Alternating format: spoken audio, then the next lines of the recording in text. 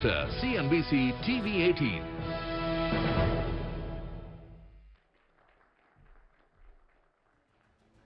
Gentlemen, thank you so much for joining us here on our annual post-budget event, the Budget Verdict. This is CNBC TV 18's effort to try and get the budget makers, the budget architects to interact with industry in their very first interaction post-delivering the union budget. As we just highlighted for you, Budget 2023 has delivered on the promise of higher capital expenditure. That was the hope, that the government would continue to do the heavy lifting as far as public spending is concerned, and that has what the budget has delivered. As far as industry goes, that was the big ask. Outside of that, there hasn't really been much tinkering. It is a process of continuity from where things were left off as far as the last budget is concerned. In terms of additional capital allocation, the railway capex has, of course, been a headline number as well. Outside of the overall capex number, which, as we pointed out, is up 33%, the railway capex coming in at 2.4 lakh crore rupees. That is an all-time high. There is plenty there in the budget by way of allocation for other sectors as well. Perhaps some could argue that the rural development budget has seen a decline, and of course one disappointment is on the area of disinvestment, where the disinvestment target has been reduced quite significantly down to just about 50,000 crores. But let me not get in the way of announcing and inviting our first guest to join us here at the CNBC TV 18 Budget Verdict. I will have a lot of those questions for the Revenue Secretary, but I also encourage all of our industry leaders who are here with us this evening. This is your opportunity to quiz the budget makers on what you liked and what you would like clarified from the budget fine print, since we have had the last 24 hours to go over the fine print. It is my honor and privilege to invite on stage the Revenue Secretary, Sanjay Malhotra, to please join us here for the budget verdict. Mr. Malhotra, thank you very much for joining us.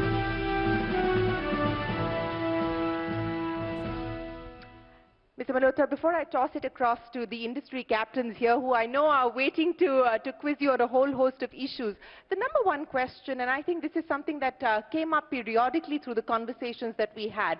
One, of course, as far as tax collections are concerned, the government has been able to over-deliver on the estimates that were put forward in the budget last year. But the larger issue and the larger question that people are posing at this point in time is why this conservatism as far as tax collections are concerned, and when can we actually expect the government to do better, especially in the context of a higher tax to GDP ratio? And I'll ask you this question in the context of the GST, but that in just a bit. But on the conservatism as far as the tax numbers are concerned, the government's thinking on this.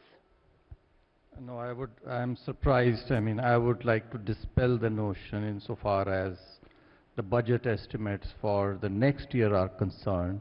Let me assure all of you that the numbers that we have put forth are very much in line with the GDP numbers. So the GDP is estimated from a budget perspective to grow nominally at 10.5%. And you yourself mentioned that our tax to GDP ratio has been constant. Yeah.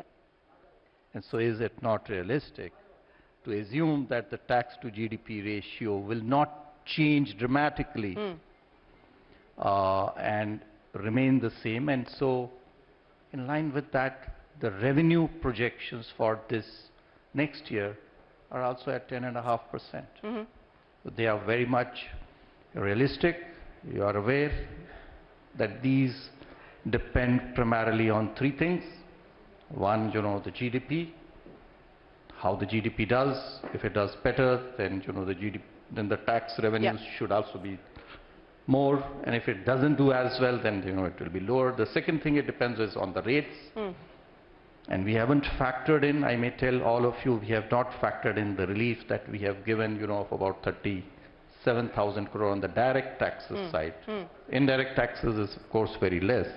But I would like to inform all of you that when we did the budget estimates for next year, the relief on the personal income tax has not been yet factored in. So in fact, if anything, it's an overestimate.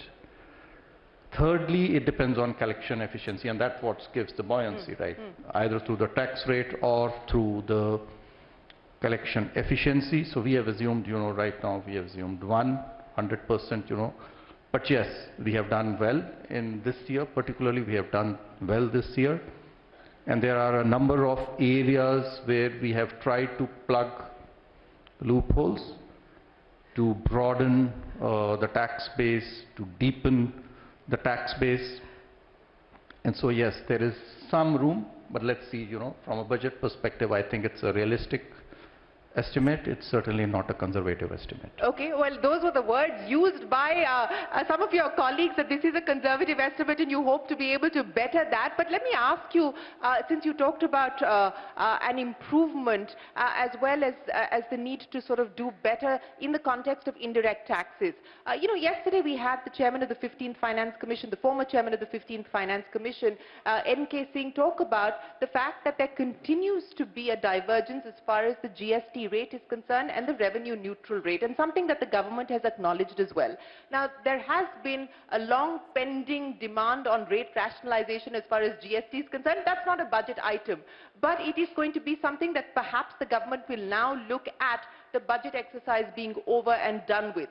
On this issue as far as what is the GST rate and what the real revenue neutral rate is and how the two shall meet, what is the way forward? No, so that's an interesting question, but let me tell you that the revenue neutral, let me remind all of us here that when GST was being implemented, at that time the revenue neutral rate was thought to be about 15.4%. Yes. But actual practice experience tells us that in practice over the last 65 months, we have data for 65 months since it was implemented, and the actual effective rate has only been about 11.5%, so which means 3.9% lower. And despite that, you have seen that there is good buoyancy. We have done better insofar as GST is concerned. We have done better than the growth rates in GDP over there. In terms of rationalization of the rates, it's a continuing exercise, but I think most of the work has already been done on the GST side. There is a committee, there is a GOM which looks into it, and from time to time, they make suggestions which come to the council and the council takes a decision on them. Okay, but you believe that most of the work has been done because there was a GOM that was set up, as you acknowledged. The recommendations of that GOM have not been taken forward, but can we expect that there is likely to be any significant change as far as the rate structure is concerned? Most of the recommendations of the GOM, I think almost all, have been taken forward. Okay. So, but there is still, some issues are pending with them, and that will always remain so. And so as and when, the GOM makes those recommendations to the GST Council, the Council will consider them and take a decision on them. But apart from smaller changes, as of now, we don't have any major agenda. So no, insofar as GST rates are concerned. So no convergence as far as slabs are concerned? We will continue with this current structure. Not for the moment. Not for the moment. Well, that's an important clarification coming in from you. You said in your opening comments, Revenue Secretary, and I'll toss it across to the audience in just a second, but you said that a lot of the changes brought in the budget have been to also plug in the tax arbitrage and plug the tax loopholes. Now, the insurance sector is not particularly happy. The tourism sector, the travel operators aren't particularly happy. People availing of the LRS route in some cases aren't particularly happy, but let me just focus on two aspects, insurance as well as tourism, because the government said that you want to focus on tourism in mission mode. Both in terms of the allocation, it's the same as the BE of last year.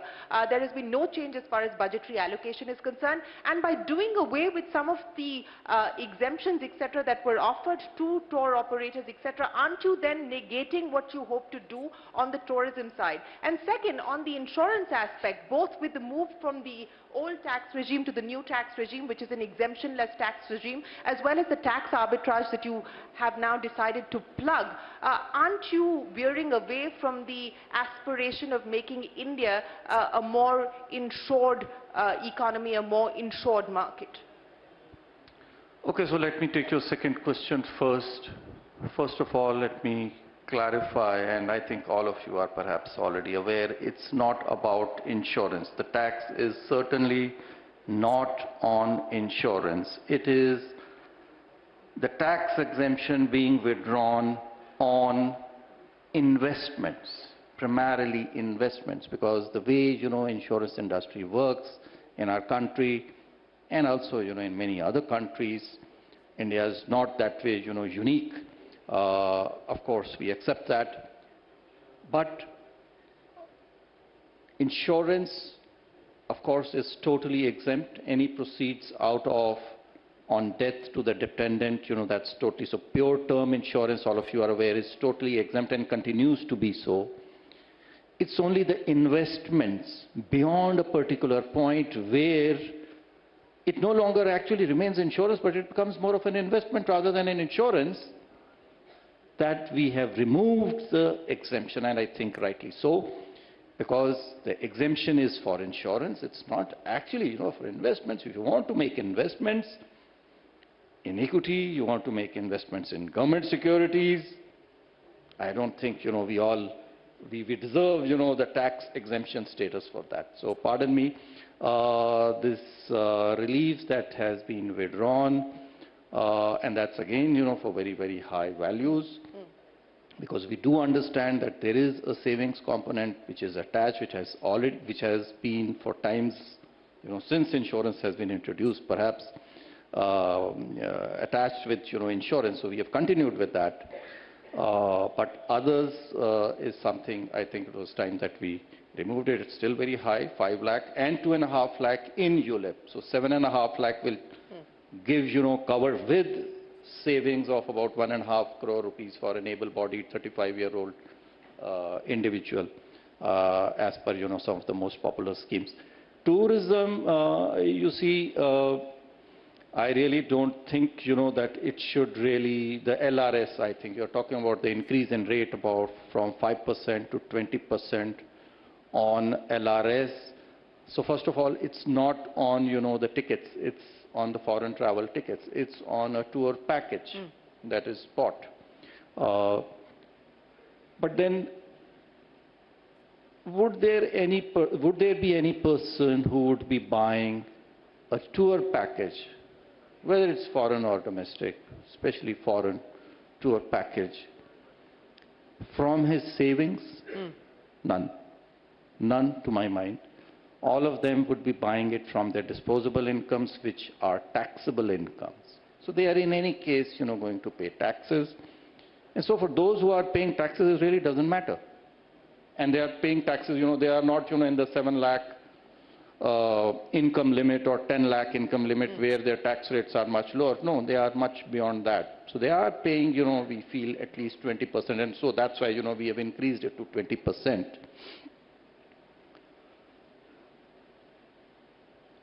And travel, I said, travel already, there is no tax on it. So it should really not, make any difference. I don't think anyone, buys a ticket from savings. It helps us on the other hand. So this is, the perspective, if you look at it from the perspective of the individual who buys, from the revenue perspective, there are, certain individuals we feel escape getting taxed. And so that's where, the plugging in of the loophole comes in.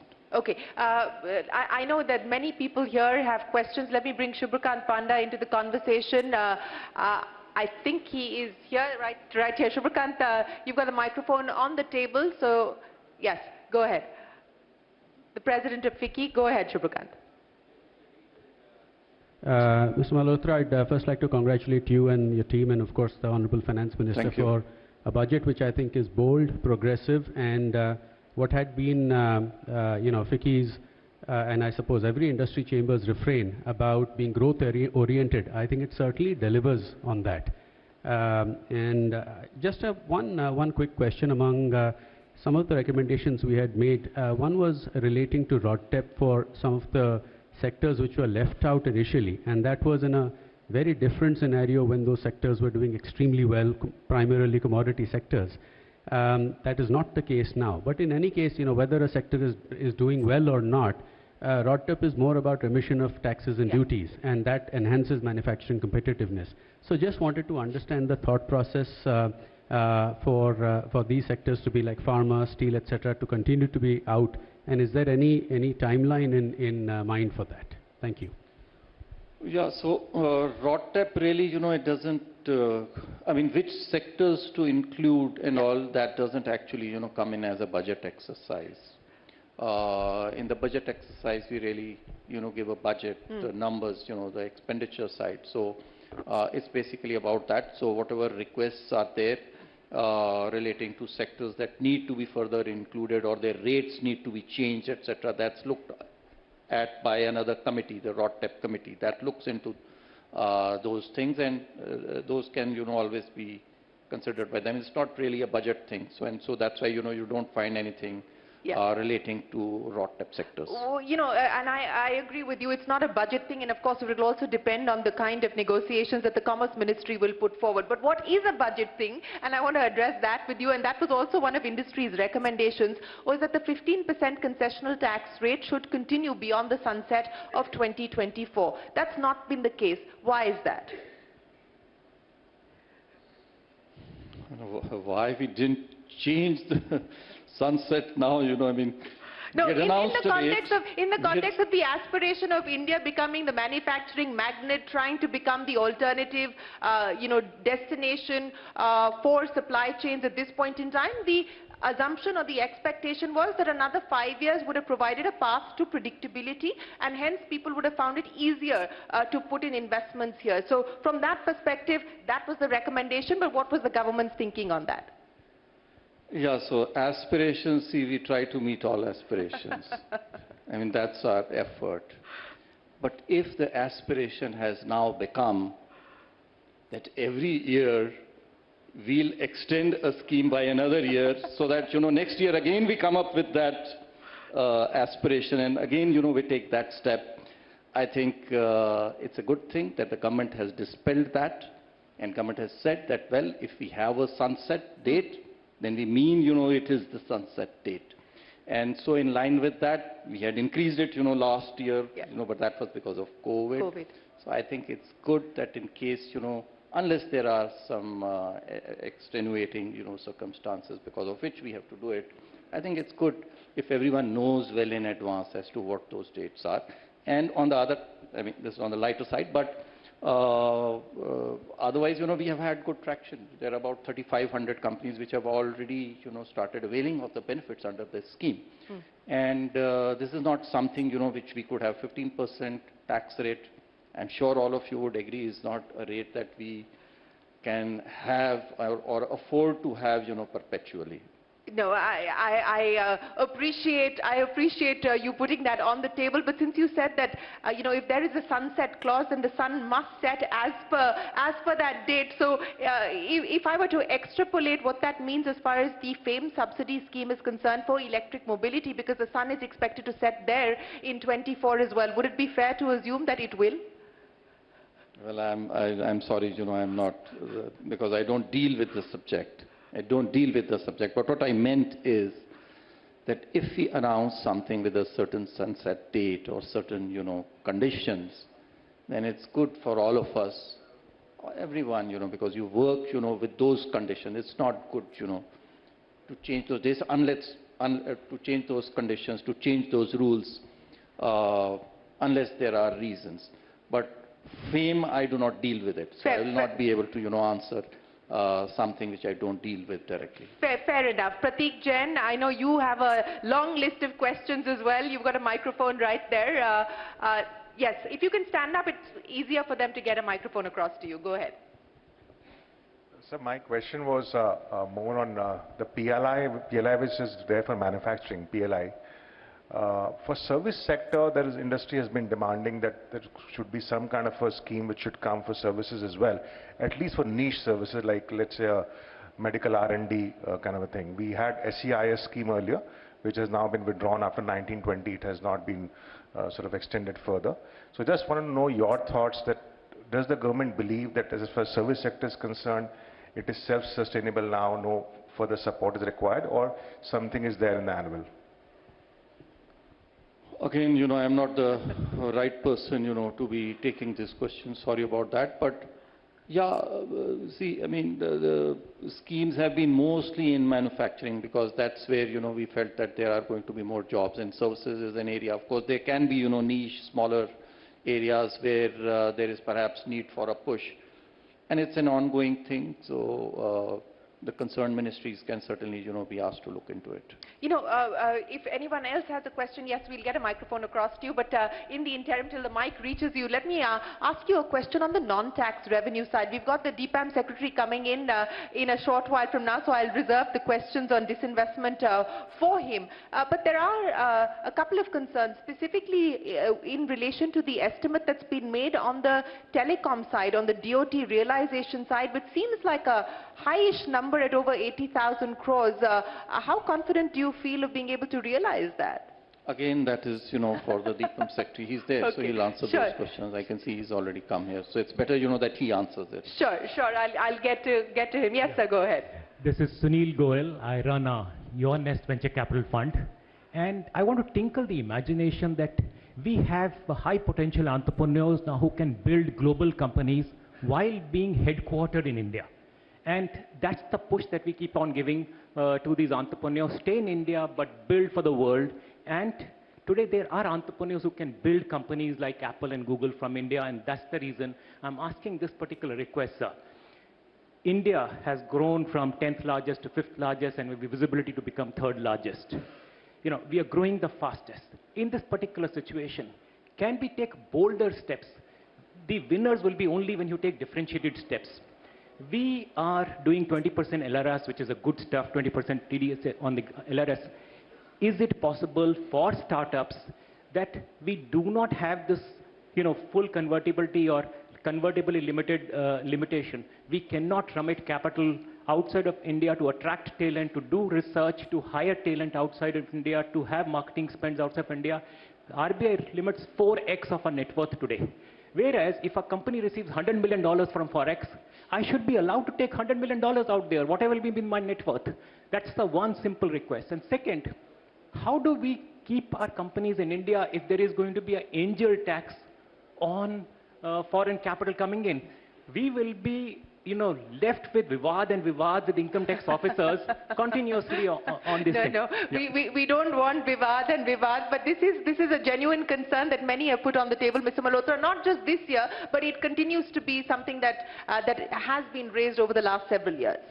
So let me clarify this. This angel tax that you're talking about, it's not on startups. The startup category is excluded. There is no angel. The tax that we have now introduced or extended rather to the non-residents is not for startups. Startups which are recognized by DPIIT, and there are a fair number of them.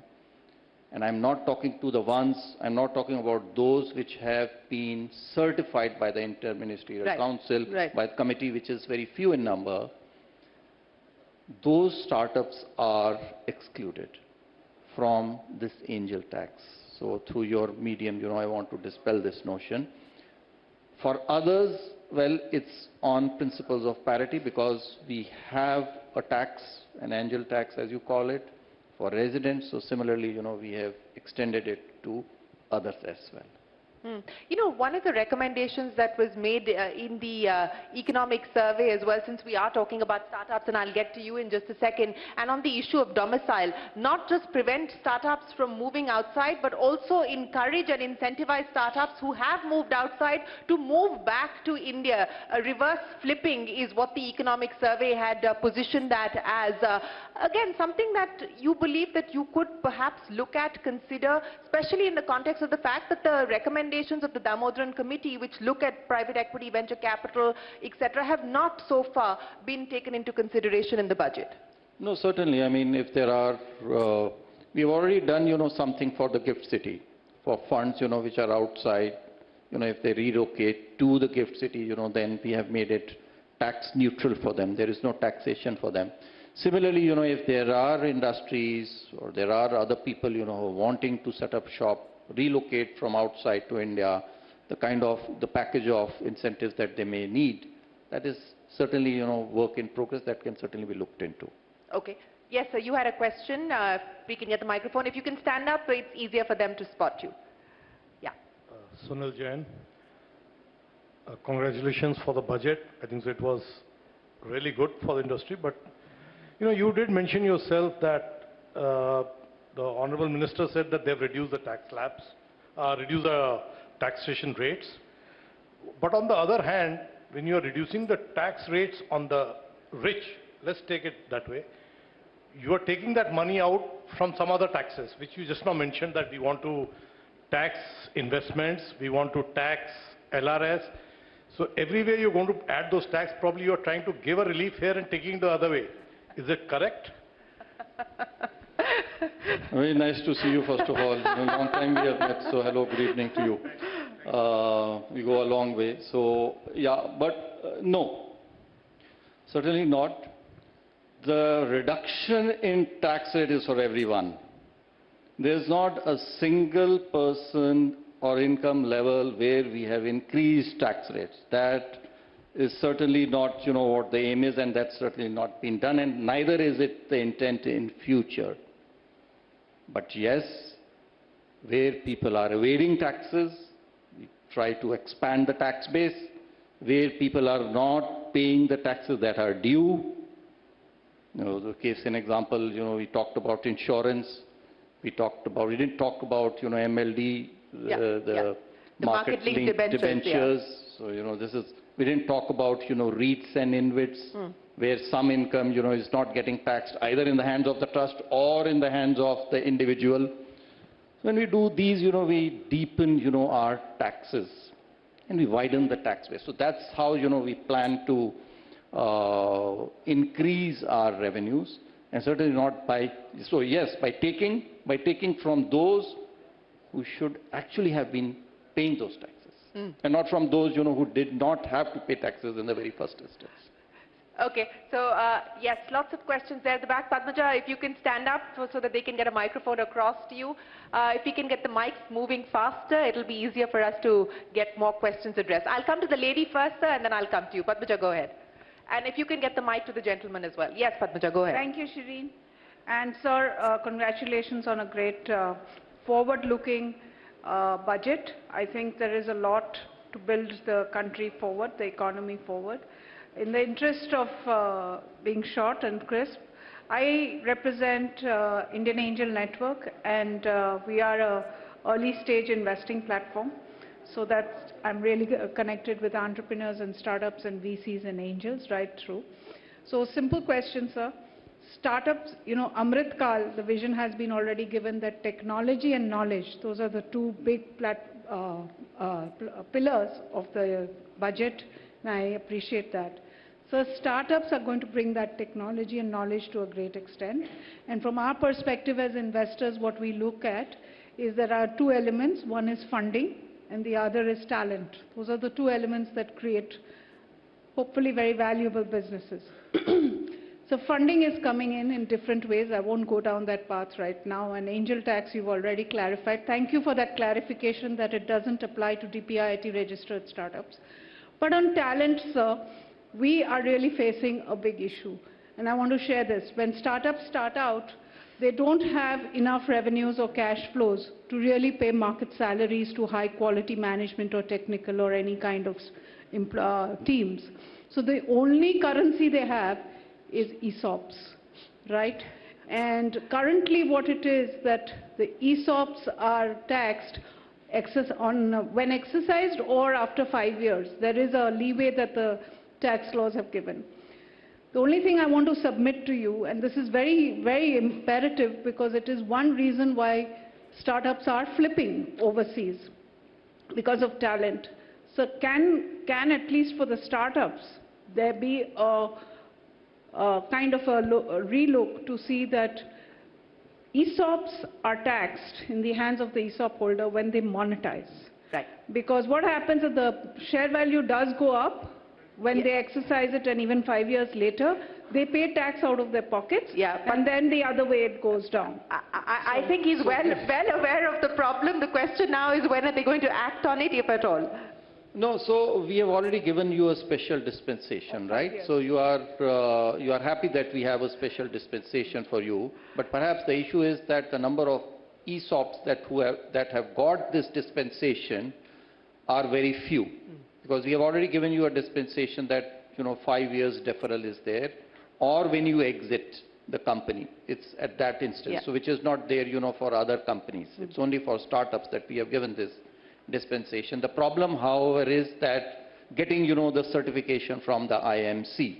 So that's an issue that the government is aware of, and we'll work with DPIIT. This is actually, to be done by DPIIT.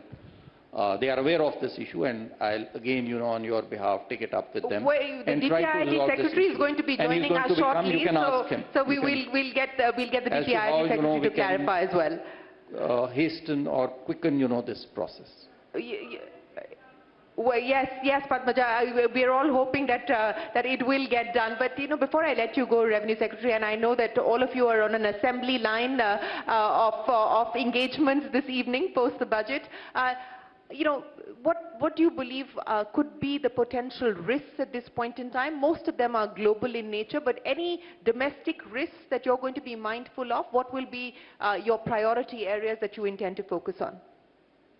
As you have mentioned, it is primarily, the foreign risks arising out of, the political uncertainties, the global supply chains, and of course, the foreign currencies and how, the export markets actually behave.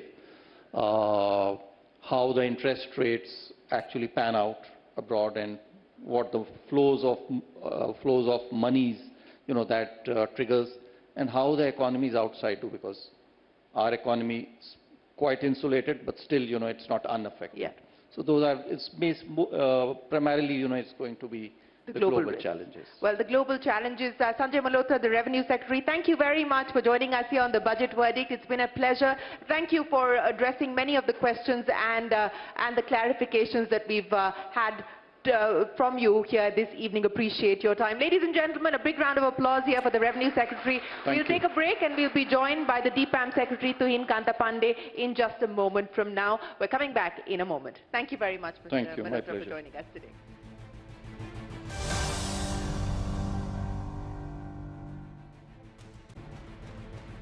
Welcome back. You're watching the CNBC TV 18 Budget Verdict. We are live across our platforms. Thank you very much to the CEOs who are joining us here this evening for the first post-budget interaction with the budget architects, the budget makers. Joining me now on stage is the DIPAM Secretary, Tuhin Kanta Pandey. Mr. Pandey, many thanks for joining us here on CNBC TV 18. Before I get to you about next year's target and next year's aspiration, let's talk about this financial year. How do you intend to close the gap? This financial year, we have a target of about 1.0 lakh crore, 1.05 lakh crore if you count disinvestment as well as the dividend from CPSEs. And we have done about 68,000 crore yet, about close to 70%, about 70%. And, usually on the dividend side, we have been exceeding. In the last year, we had a dividend target of 46,000 crore and we ended up with 59,000 crore because we had certain, headwinds this year. But nevertheless, I think we would do it better than our target there. And on disinvestment, we will continue our, we will continue to strive to meet the target.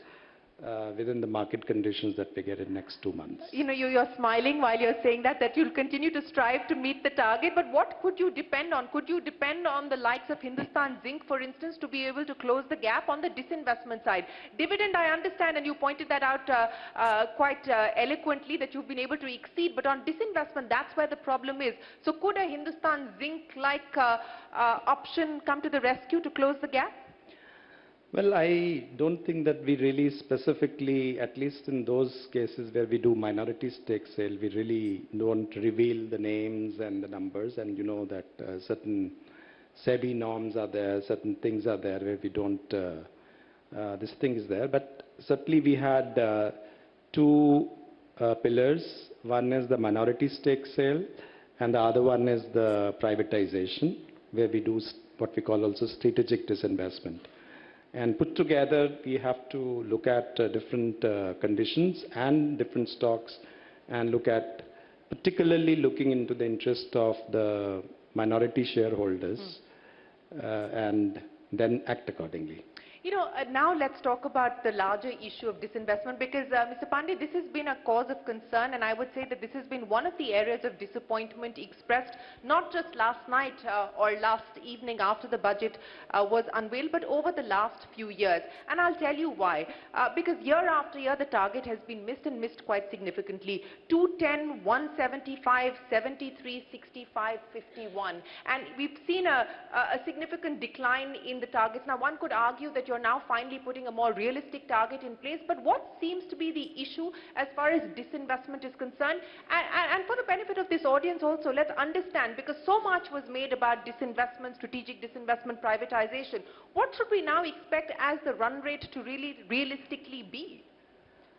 I think let me also tell that, these last 3 years is precisely the years when we had major issues just after the budget announcements. We have, for the first year, we had COVID, and the second year we had, the Delta wave, and then third, we had Omicron and Ukraine crisis, and the Fed and the others, where, the sentiment of markets completely changed. We had also some of those big ticket disinvestments, for example, BPCL, where we proceeded well, but in between, they were caught up in the energy transition issues, also the transition of geopolitical issues on fuel. And then obviously the bidders didn't want to proceed further, and they had to call off that EOI. So I think one of the big lessons that we have learned, of course, we have built up capacity in our department and the other stakeholders that we work with. But we do have, if you really see, 4 things that actually impinge on disinvestment targets as well as strategy. Necessarily, disinvestment strategy has to be calibrated on account of the following reason. One, the bandwidth. When we have, we had about 4.07 lakh crores of disinvestment over from 2014-15 over the last few years. And obviously, if you have disinvested certain equity, you have less to disinvest going forward. So that is one which is a reducing bandwidth. The second one is, of course, is the issue of markets. As I said, last 3 years, especially after that budget announcement, we had major issues relating to markets. Remember, we had to do an LIC IPO last year against the major headwinds, and we were planning a 5% IPO, where the market situation became such that we had to go for a 3.5% IPO with a special dispensation from SEBI. So these are the things that we have faced. It's quite an climate of uncertainty and challenges so far as the disinvestment is concerned. The third factor is we have keeping in mind the minority interest, which is, when we were doing ETFs over the last few years, we had a consistent, complaints from investors that there is always a price overhang. Then when they have repeatedly the issues are coming, the OFSs or the ETFs are coming at a discounted price. And which is leading to erosion of the wealth at their hands. And that was reflected also in, if you really see the market cap and the rate of return on the CPSCs on the BSE and Nifty, they were consistently falling as compared to the main BSE, Sensex or Nifty. This trend has been reversed. If you look at either you take it last 3 years put together or 2 years put together, or you take even this current year, in all these 3 situations, we had our CPSC index, BSE, both on the BSE and Nifty, has exceeded the main BSE and the Sensex. So to some extent, we have been able to close the gap. So I think this is a very important consideration of how we do it. It has to be necessarily a calibrated strategy, the quantum of share sale and the price at which we come has to be conditioned. Neither we should have a frequent share sales on that, nor we should have very much discounted stake sales. And I think we have to calibrate our expectations accordingly. The fourth important consideration is the process involved in the privatization. In the privatization, you know, we've always, if you look at from the budget numbers, because you're starting, your whole premise is from the budget side, the budget numbers. And my plea would be that I think more than important is also the reforms. When a particular enterprise is able to, unlock its potential going forward, I think that's a much more gain for the economy and to the enterprise. Because we are also for the stakeholders of the employees. We are for the enterprise, which includes employees, which includes general economy, its suppliers. So when Air India is disinvested, and obviously it has unleashed, a lot of other forces, economic forces and multipliers, which we would not have otherwise been able to do. You can say that the receipts to the government in that case was not very much so far as the targeted number was concerned. But we were able to have as an opportunity cost a lot of savings because the 20 crore a day, we are not able to, there's no taxpayer burden on that money anymore. So it's the same case as that of Neelachal Ispat.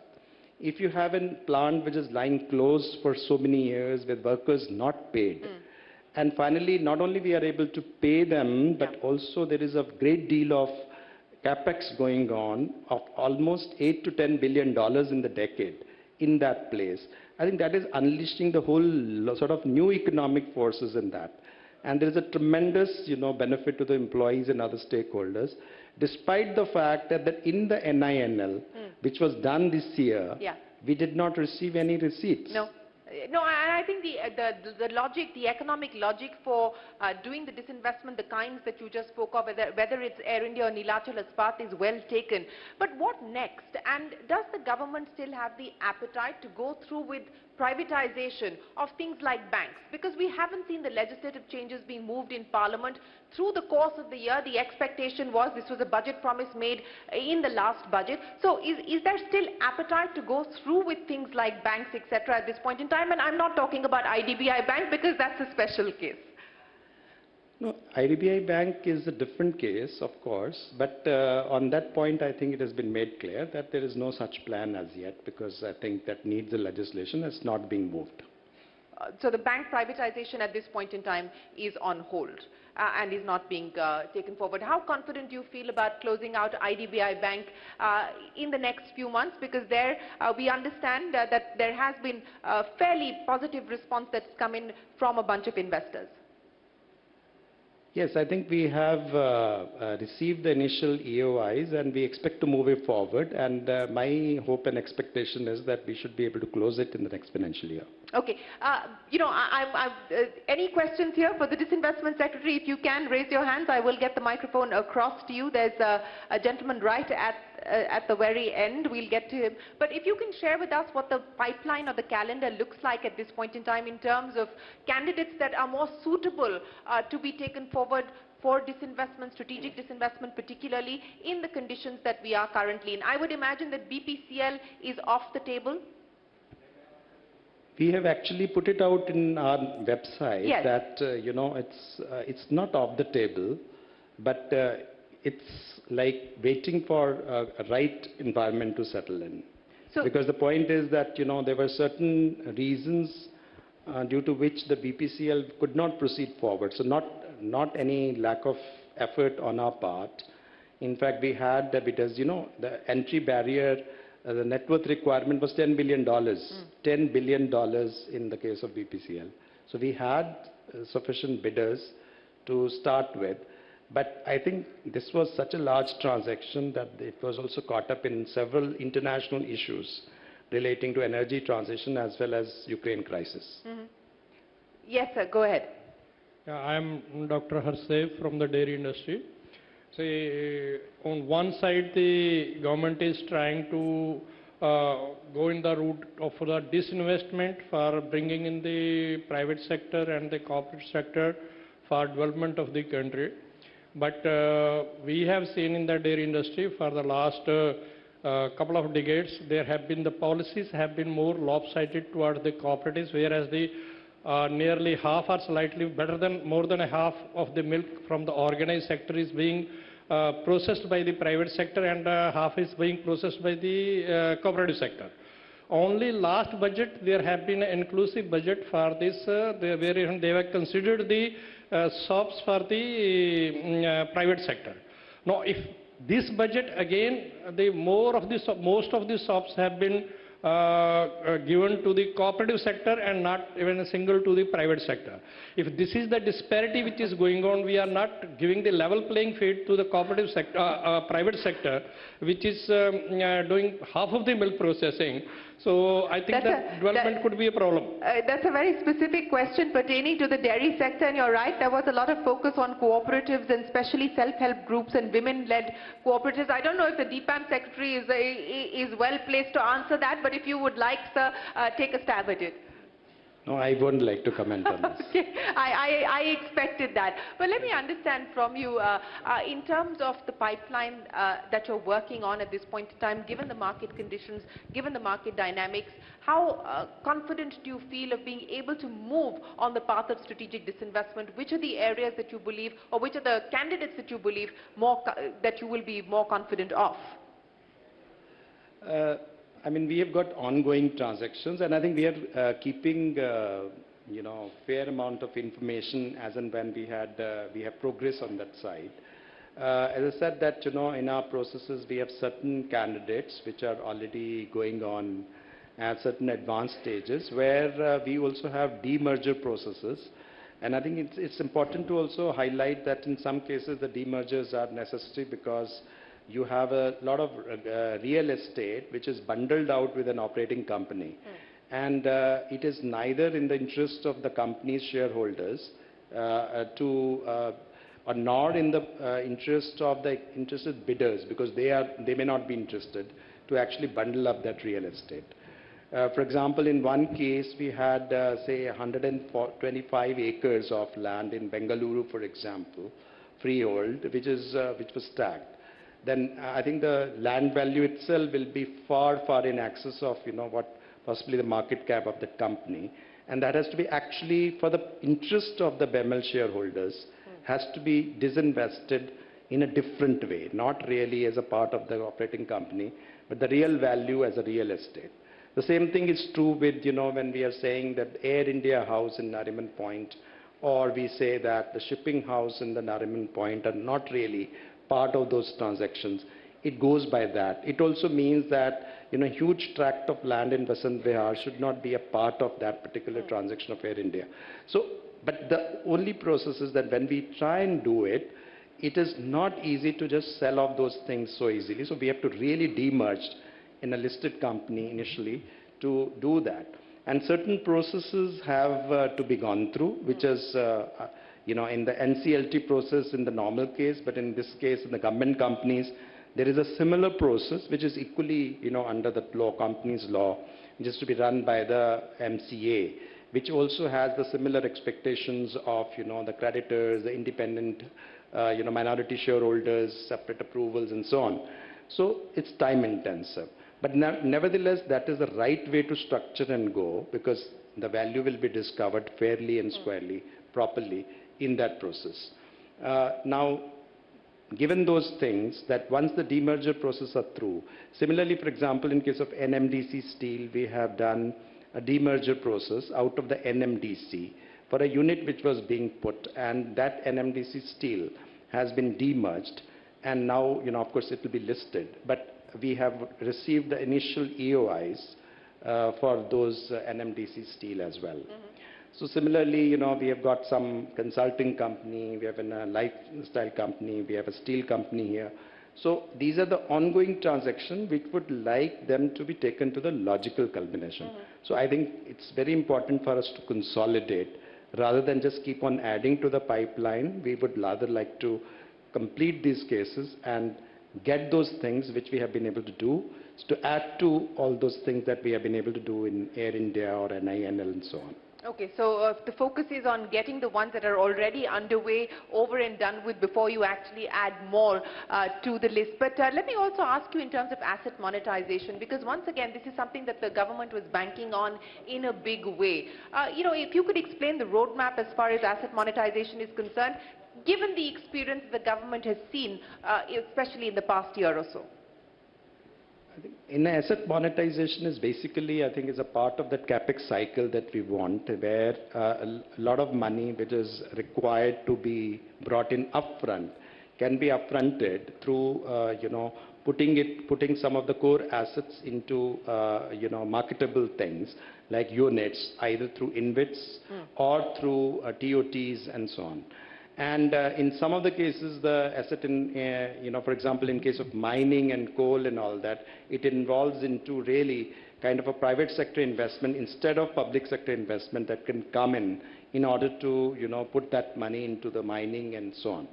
So those are actually, barring a small amount of money, actually are not really receipts as much into the Consolidated Fund of India.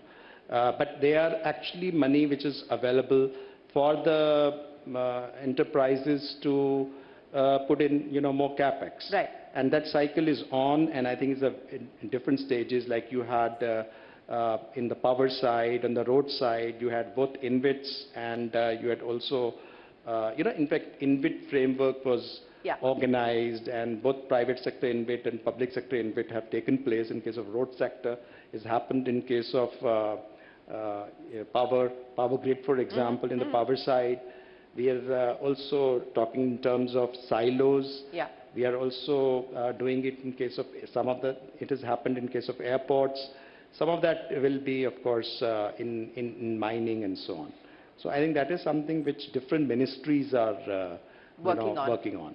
Well, speaking of different ministries, it's time for me to welcome to our cast of stars here on stage, the Chief Economic Advisor, Anantha Nageswaran. Mr. Nageswaran, if you could join us here on stage, please. Ladies and gentlemen, a big round of applause for the Chief Economic Advisor, Anantha Nageswaran. Mr. Nageswaran, many thanks for joining us. Before I talk to you about the domestic factors, let's talk about the changes that have happened overnight globally. And let me begin by asking you about what you make of the commentary that's come in from the Fed Chief Jerome Powell, stating that perhaps the first signs of a disinflationary environment. How comfortable does that make you feel, especially in light of the global uncertainties that we are faced with? Yeah. So he, of course, did mention the fact that temporarily, at least for now, inflation pressures have eased. But he also mentioned that they are very determined to reach their 2% target, and they are committed to further rate increases. But the financial markets took a different view of his press conference.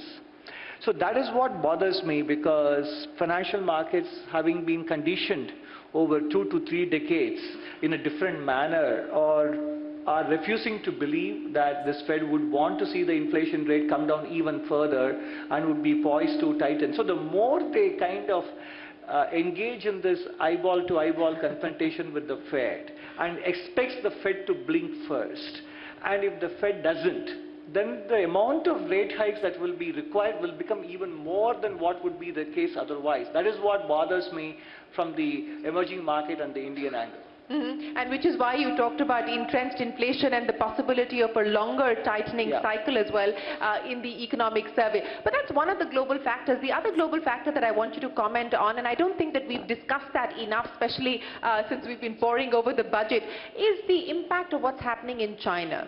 The reopening, bouncing back as far as manufacturing is concerned, the PMI in China coming back to about 50, under that is of course contraction. The implications of China reopening in the way that it has on the global economy, and what it eventually will mean for India as well.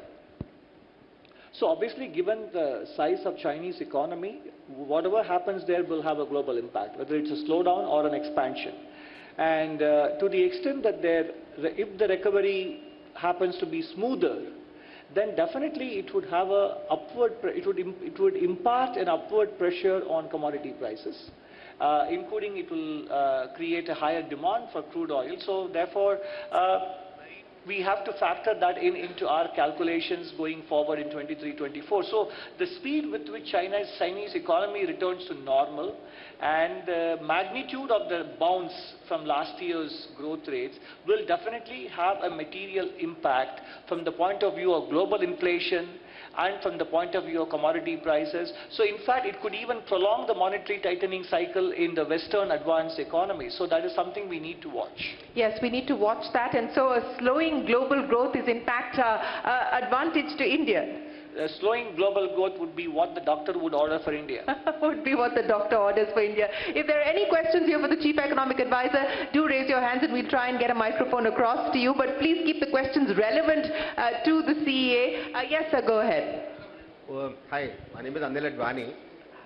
There's one particular question that has been bothering me and I've never got a right answer for that. So these FIIs that buy stocks in our country in the secondary market results in a lot of forex coming to our country. But none of the FIIs come with the intention of making less than 20-25% return on their investment. When this money comes in, the dollars come in, RBI absorbs these dollars, rupee gets into the market, inflation resulting in inflation, RBI absorbs this rupee by issuing bonds, borrows at about 6 or 7%, and then onward puts these foreign currency in US bonds, which earlier were yielding about 1 to 2%. So this whole benefit of getting FIIs to invest in our secondary market, I somehow have never understood. Has there been any data that how much money has come in by these FIIs in our markets, and what is the current value of that investment?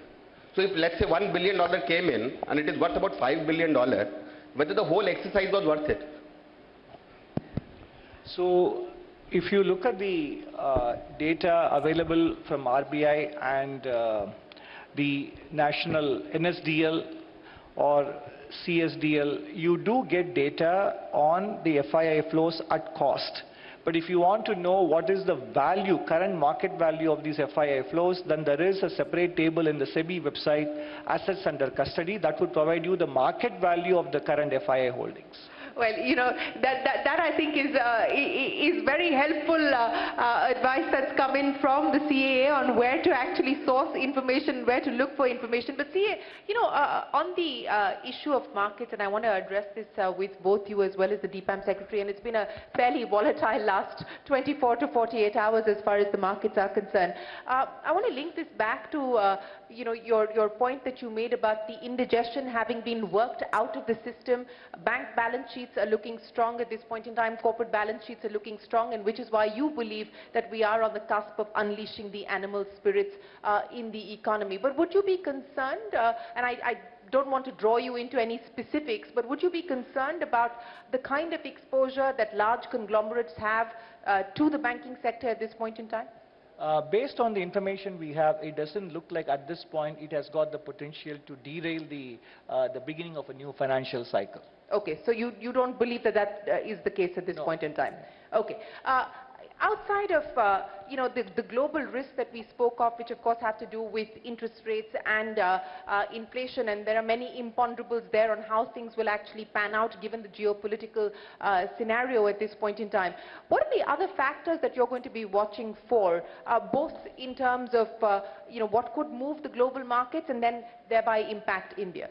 So I mean, as I mentioned in the survey as well, almost 100% of the risks to our scenario for India's growth and inflation in the next financial year, almost all of it come from external factors.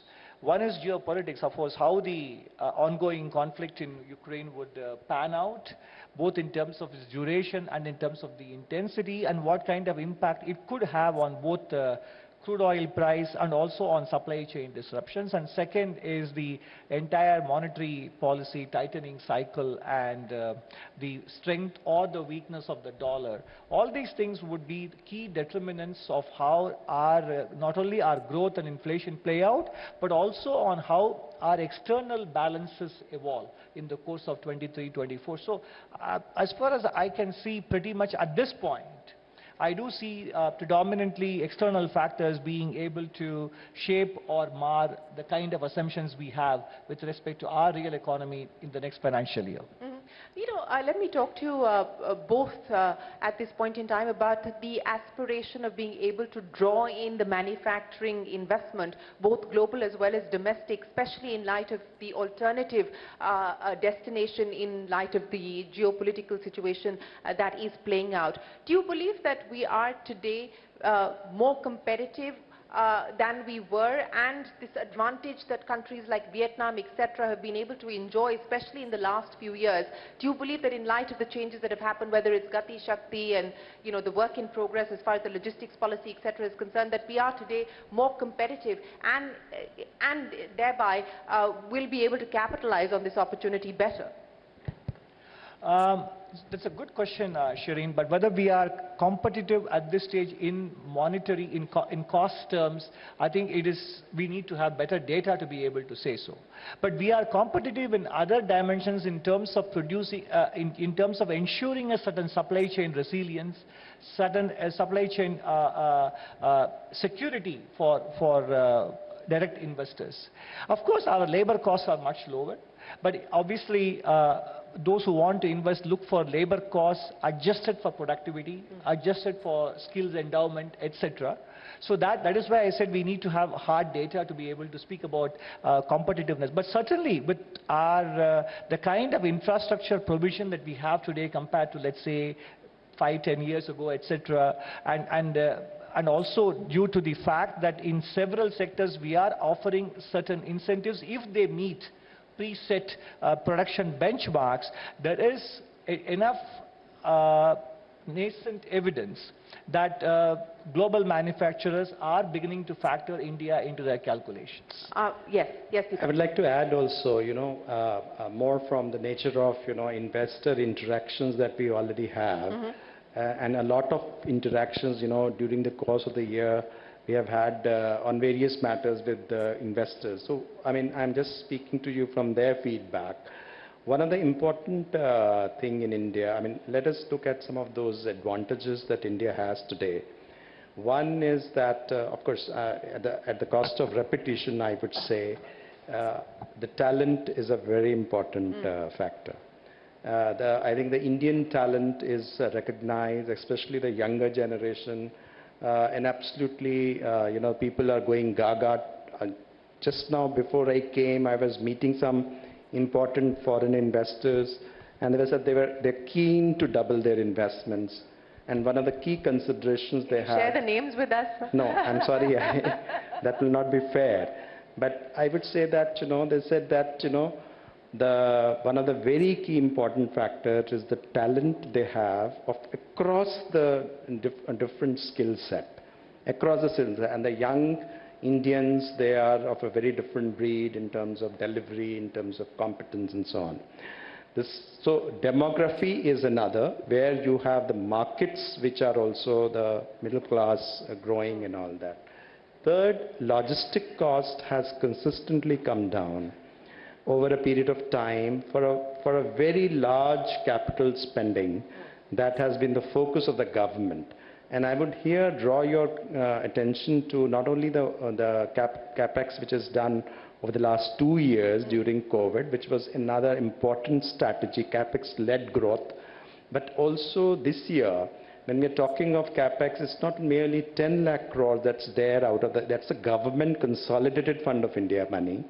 Then there is another 3.71 lakh crore. If you read the budget documents, this is what is called grant in aid for creation of assets.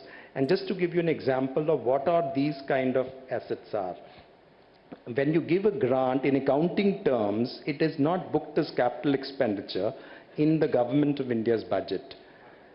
When you give the grant in aid to the states, it goes as a grant, which is a revenue element. So it's purely accounting thing.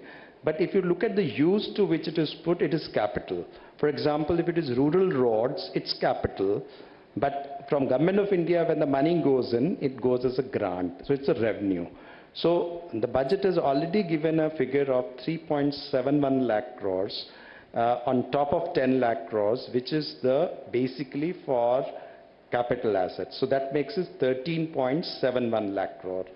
Now, the government, if you look at public sector, which is actually controlled by the government, more than 51 when we are controlling some of the public sector. Their investments are very large too.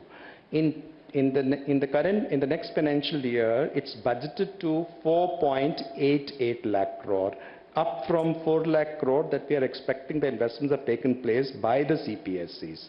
So that makes it 18.5 lakh crore, and that is 6.2% of GDP.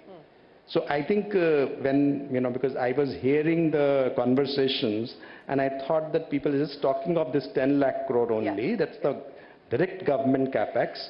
But this is another 3.7 and another 6.2. And if you see 18.5 lakh crore, which is 6.2% of GDP, is being propelled in various kind of projects and others. And when they're going into infrastructure, they're going into a different capacity building. And that particular thing is adding to the competitiveness of the economy.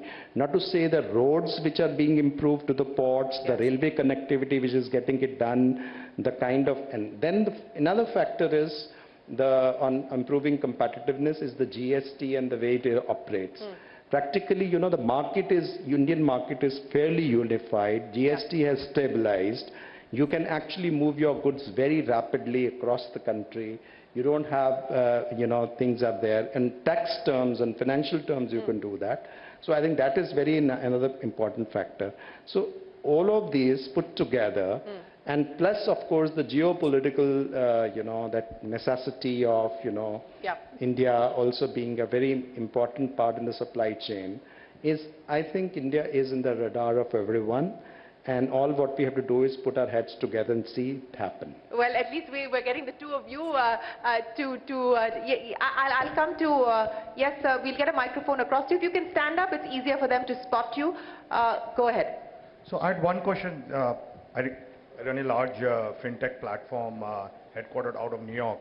And one thing which is happening right now in US is the Inflation Reduction Act is actually a misnomer. It's for clean energy. US is going to massive amount of tax incentives coming in, so much so that even the EU is extremely worried. And what's starting to happen, we are seeing that, that we fund a lot of businesses out there, and we are starting to see a lot of European companies even starting to shift their manufacturing over to US right now. And I don't see any, even debate in India around it, that how India is going to compete, in that. And coming to the DIPAM secretary, what Shireen had asked about the banking privatization.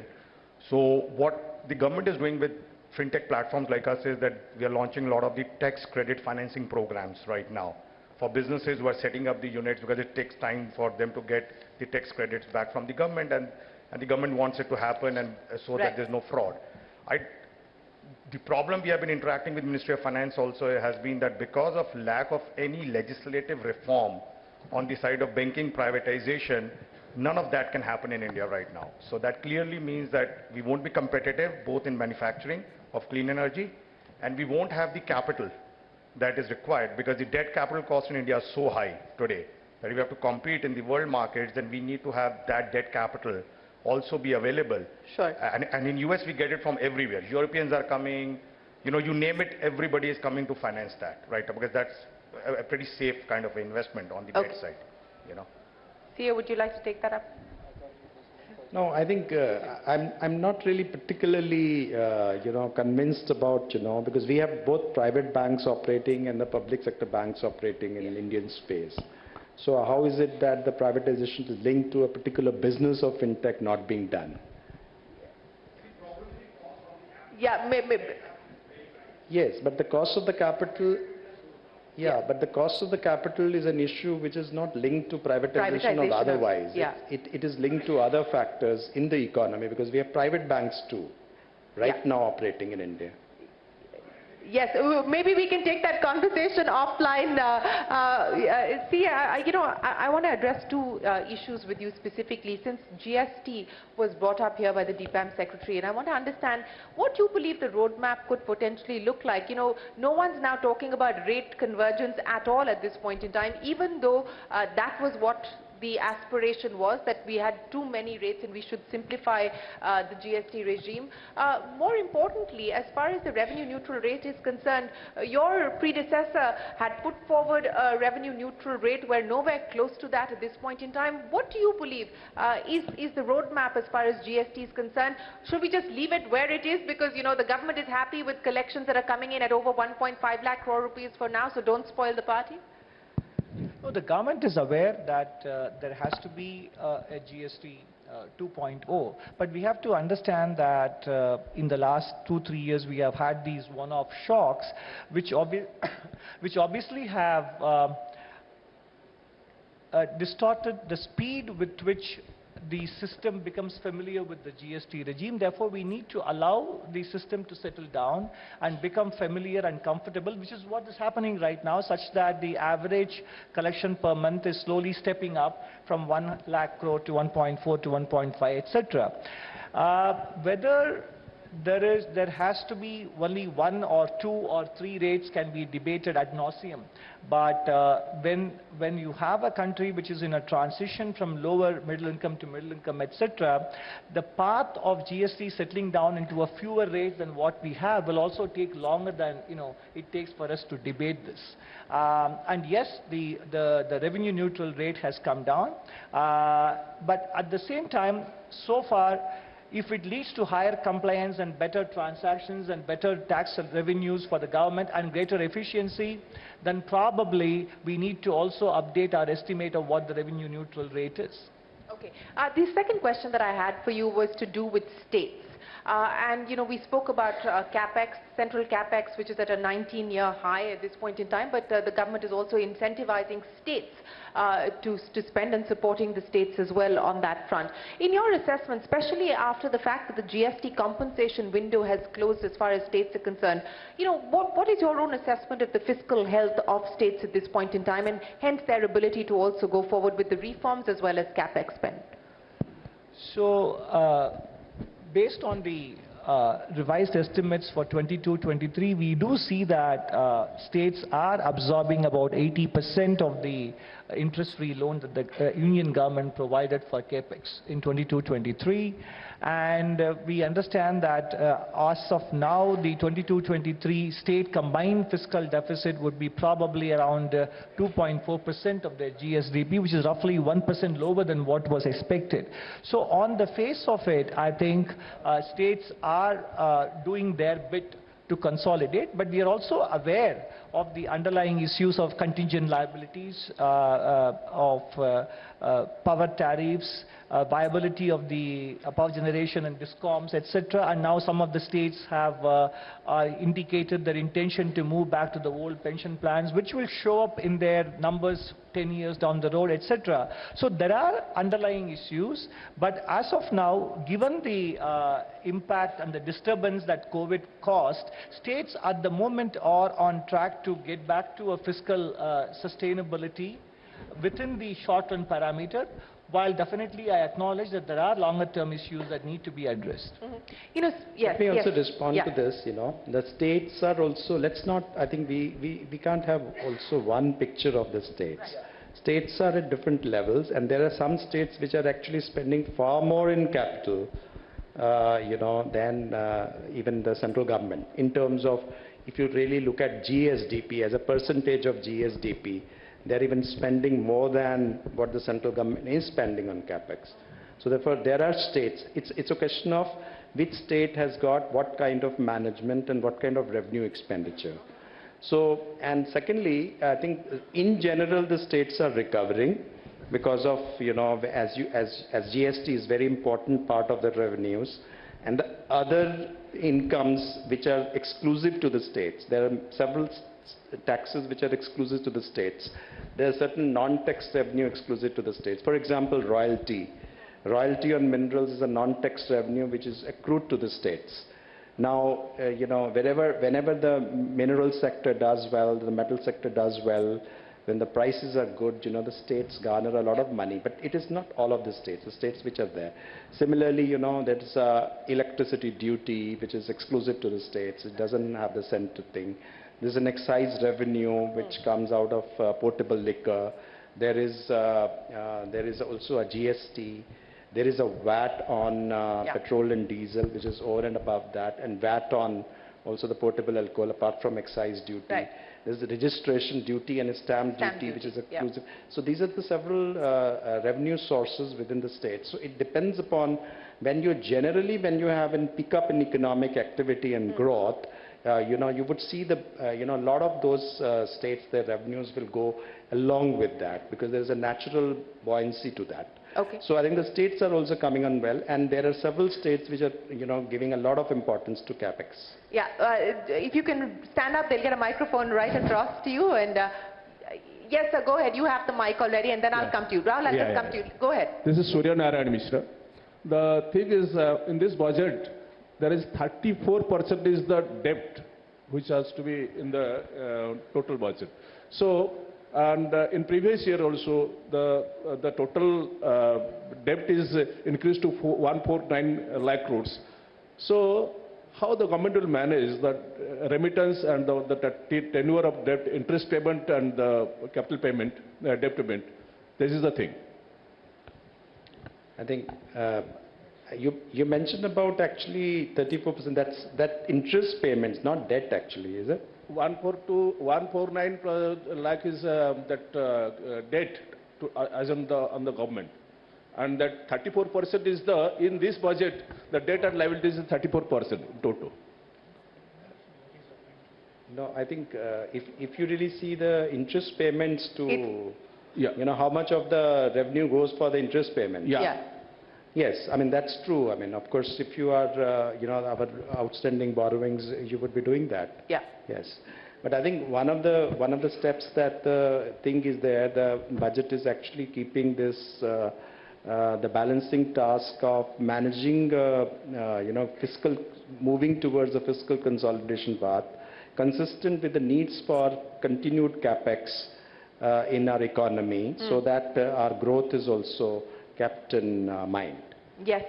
Well, ladies and gentlemen, Rahul, go ahead with your question. And let me also take the opportunity to welcome on stage the Economic Affairs Secretary, Ajay Sheth. Mr. Sheth, could we have you join us on stage, please, as we take a question here from Rahul. A big round of applause, ladies and gentlemen, for the Economic Affairs Secretary. Go ahead, Rahul. Yeah, this is the question to the Chief Economic Advisor, please. Sir, this is the question to you, and I just wanted to ask that, is there an estimate of the tax gap, the tax that ought to be collected versus tax that we are able to collect today in terms of the operation of the tax laws and enforcement thereof? Off the top of my head, I can't give you the answer, but I'm sure it is there in some of the budget statements. Okay, Economic Affairs Secretary, would you remember that number at the top of your head? What did he say? So I'm saying that what is the tax the economy of our size, economy of our kind should generate versus what's the tax that we actually collect? Is that reasonably converging, or is there a big gap or a small gap? How much is that gap, and what's the trend over the years on that gap? Okay. If we can give an overall number, what we are collecting as an economy, I'm talking about center and states put together, is roughly about 17 to 18% of GDP is our tax effort. Certainly, it is on a rural size. If you look at just about the BRICS countries, only China has of this order. All other three countries have a much higher. And of course, advanced economies have 25% plus. And China is a different, much more controlled economy, or rather is the controlled economy. So we have to move to the path wherein first from 17, 18% we reach to 20% before we think of where we move further. And in the last couple of years, if we discount what happened during the pandemic, inching up like last year, getting 11% plus centers alone, tax to GDP ratio is a positive sign. And more automation, GST and direct tax simplification is moving to that direction. So yes, approach is more ratio, more people into the tax net, a moderate tax rate, that's the general approach. So given the, please go ahead. I just wanted to add to what Secretary Economic Affairs said. If you account for the per capita income of India And compared to the kind of tax to GDP ratio that today's advanced economies had at a similar stage of development, then our tax to GDP ratio between center and the states put together of around 18% that he mentioned is quite comparable at a similar stage of development. Is quite comparable at a similar stage of development. I think, sir, there was somebody else who had a question here. Yes, sir, we'll get the microphone back to you in just a second. Go ahead. It's there, right there. Yeah. So my question is to DIPAM Secretary first. You did mention about the national monetization pipeline, some things have been done in InvITs and other thing. But if you read the notes, you would be falling way short of the target in this year. Now, there are some very easy baits in national monetization pipeline which can be done very easily. Let's take a point of like a case of Ashoka Hotel. You know, these are the cases which government can definitely expedite. These are of no great value to the government as such, but can create a lot of revenue. So is there any specific target now? You're adding back the target, what you're going to miss here and do an extra this thing in next year? And my another question to Chief Economic Advisor is, we have been talking about that, oh, if the recession is there, it is good for India. My question is a vicious circle. Fed and Bank of England have increased the interest rates today. What happens is the capital flows into the fixed treasury bonds. That's the safest bet to do. Our exports, once the recession is there, goes down. The current account deficit increases. My dollar goes up. Rupee goes up against the dollar. Yeah. And it's a vicious circle. So the money flow into India will get hampered. So your growth targets of 6 to 6.8, which your economic survey mentioned, does it get impacted? Have you factored in these geopolitical and the recession in the West? Let me get the DIPAM Secretary to start, and then I'll get the Chief Economic Advisor as well as the Economic Affairs Secretary to comment. Go ahead, sir. Okay, and then national monetization plan, yes, I think you're right. You know, there's some sectors which are doing relatively better than some of the other sectors. Because, you know, if you see that if you're able to structure the things well, like for example in the road sector, it is fairly well structured, so therefore you can roll out faster. But in some of the sectors, like for example railways, this kind of models have not really worked yet. I think there were one or two, you know, trials, but did not succeed. On the specific case of Ashoka Hotel, I can say the Ministry of Tourism is already working on it, and I think hopefully they should be able to work out a model and bid for it. So I think that's a part of their business plan. Yeah, that's what I was going to say. Ashoka is actually moving forward.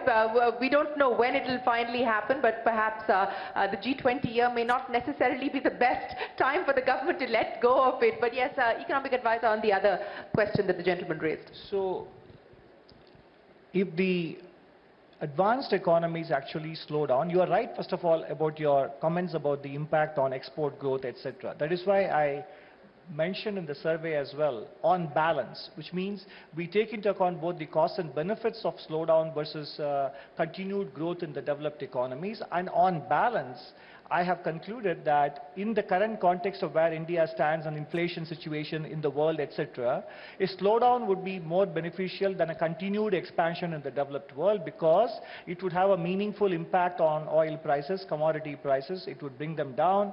Interest rates would become lower in the developed world compared to where they were last year.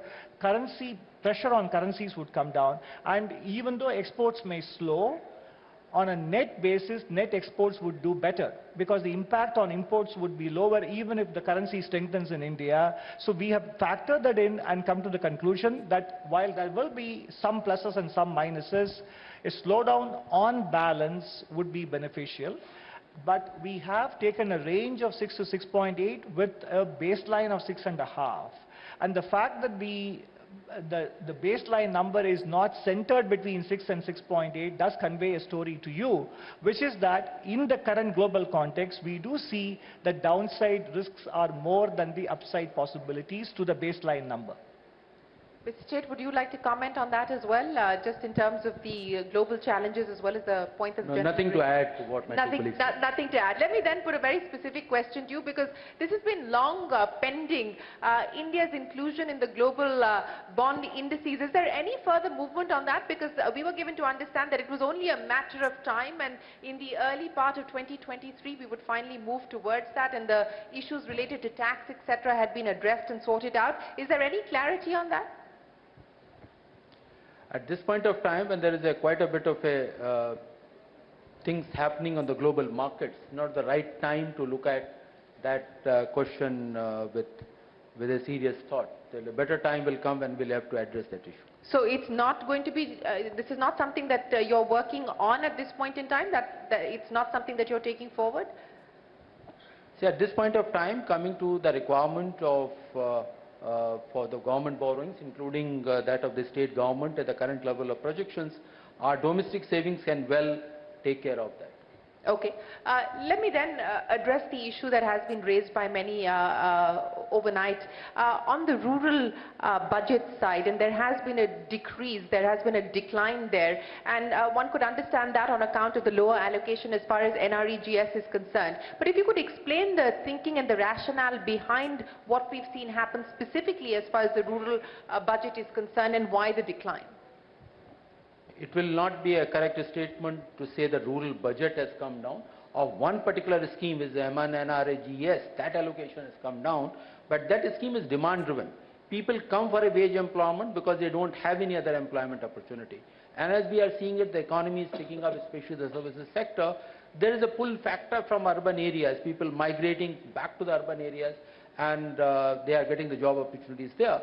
But equally important, what the fiscal is trying to do for rural housing, budget has gone up from 20,000 crore to close to 55,000 crore, 54,400 and plus crores. So increase of 170%.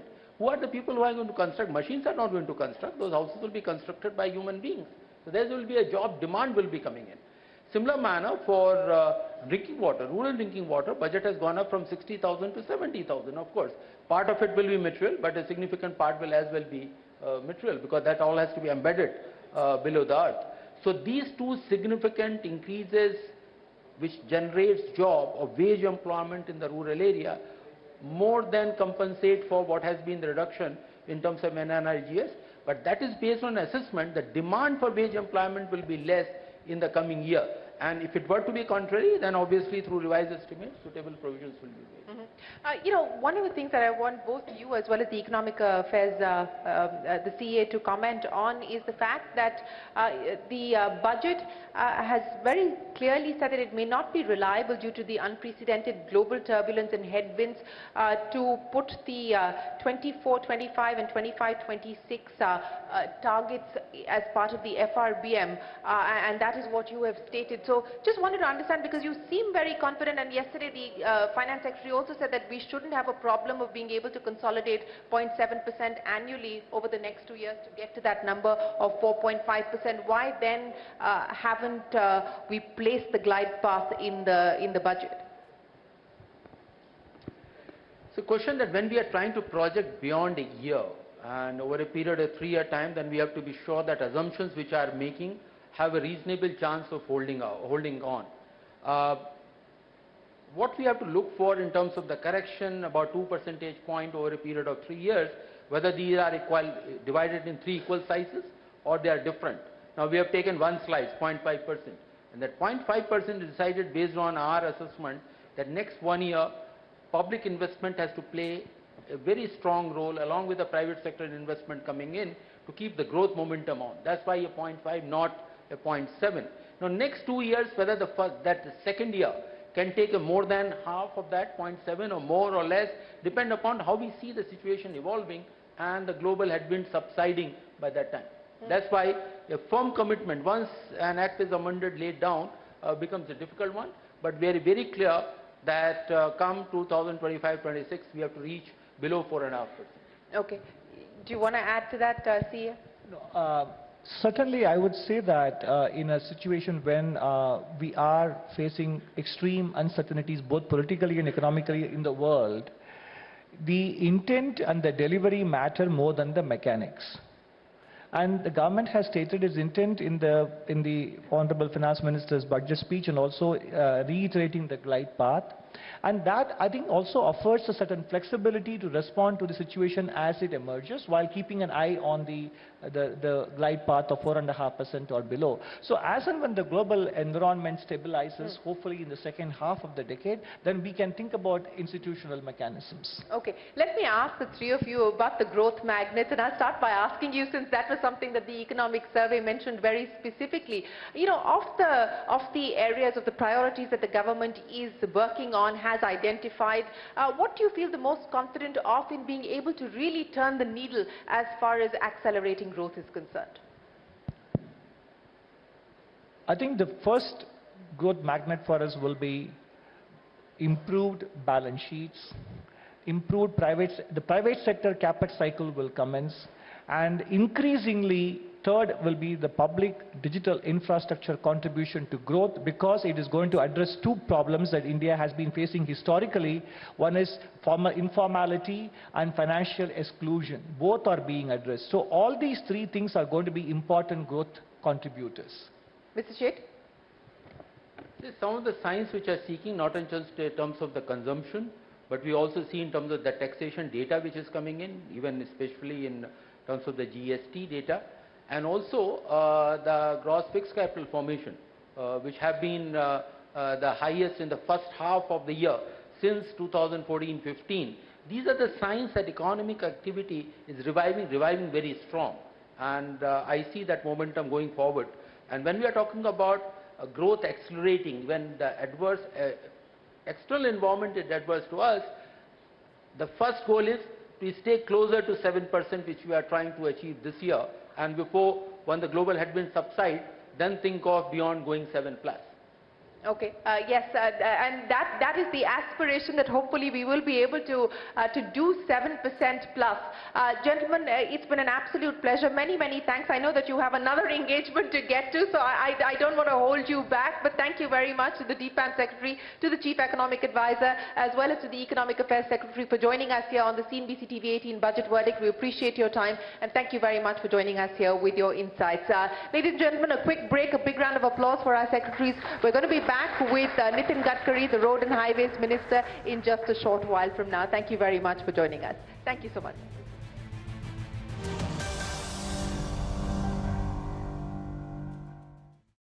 Friends.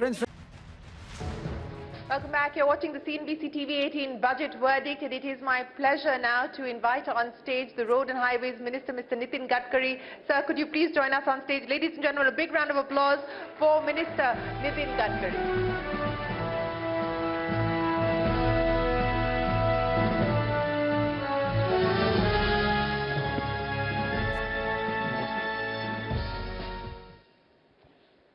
Mr. Gadkari, thank you very much for joining us here on the CNBC TV 18 Budget Verdict. I know you've come very well prepared with all your targets that are in your hands, sir, so let me get straight to it.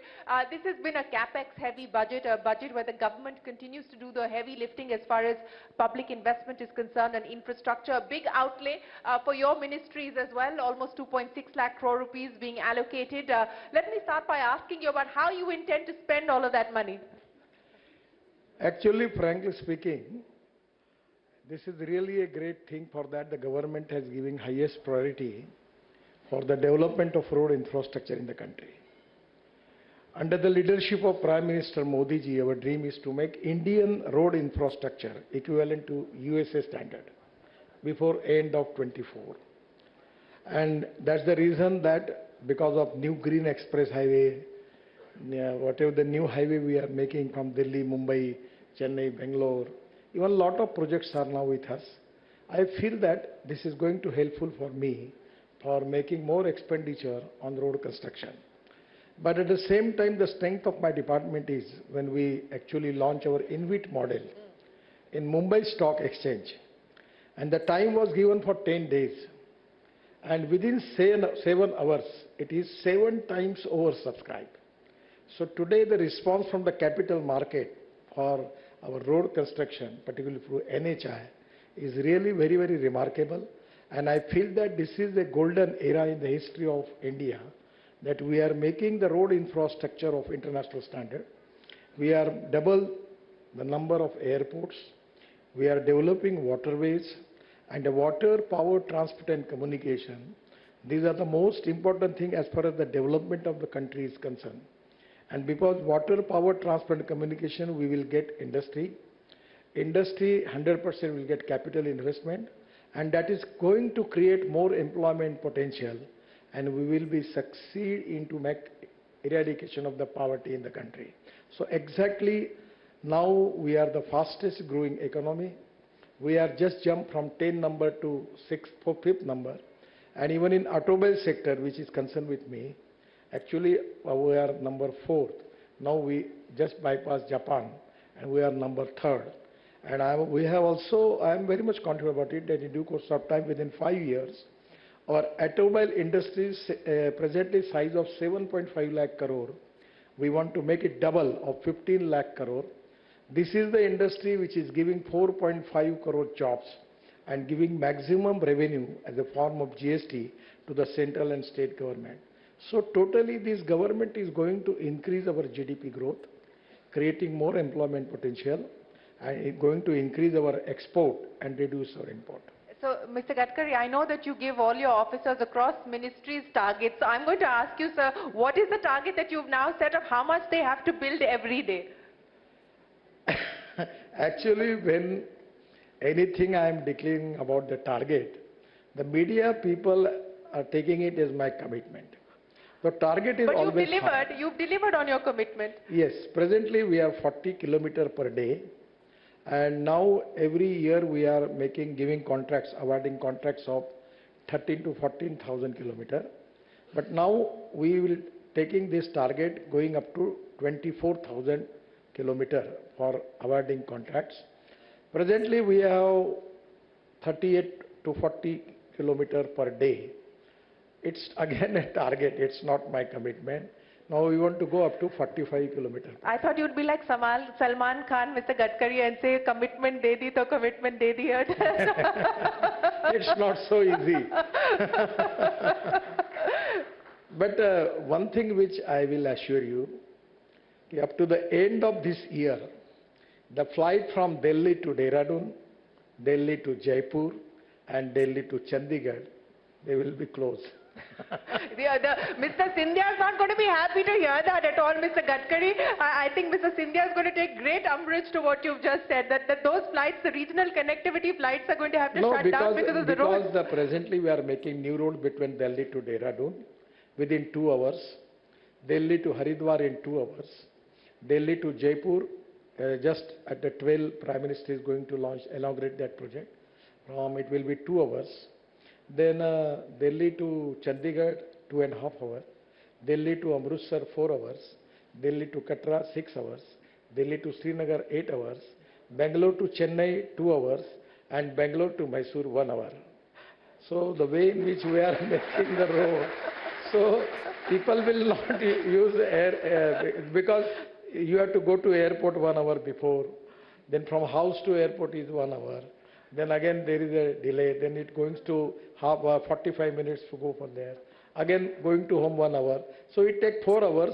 We will offer you the service within 2 hours. So why is the government then building 50 new airports? So you don't bother. There will be, aviation is an industry in India where the growth is 22% per year.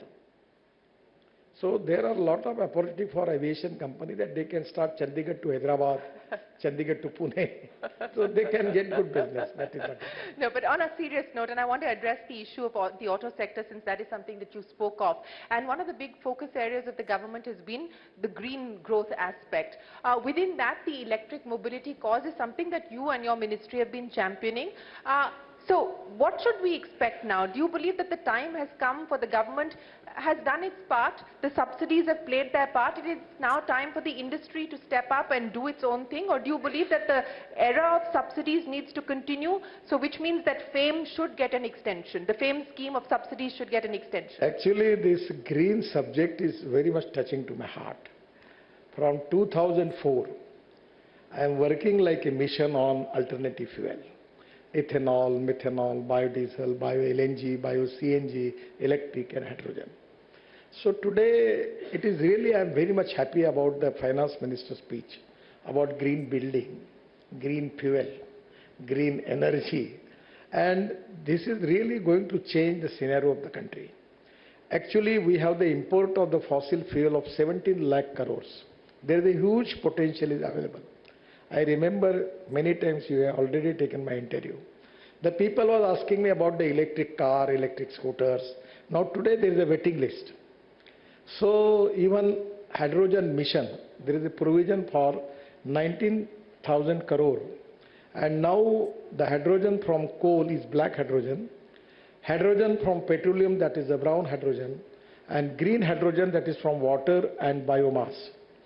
So my actually mission is to make our farmers, presently they are annadata. My dream is to make them urjadata. And we want to involve agriculture. And the most important thing is waste to wealth. In the finance minister's speech, they are going to select 300 industries. Now from Parali, rice straw, we are going to launch a scheme that presently we have a requirement of bitumen of 80 lakh ton. Out of 50 lakh ton is coming from refineries and 30 lakh ton is import.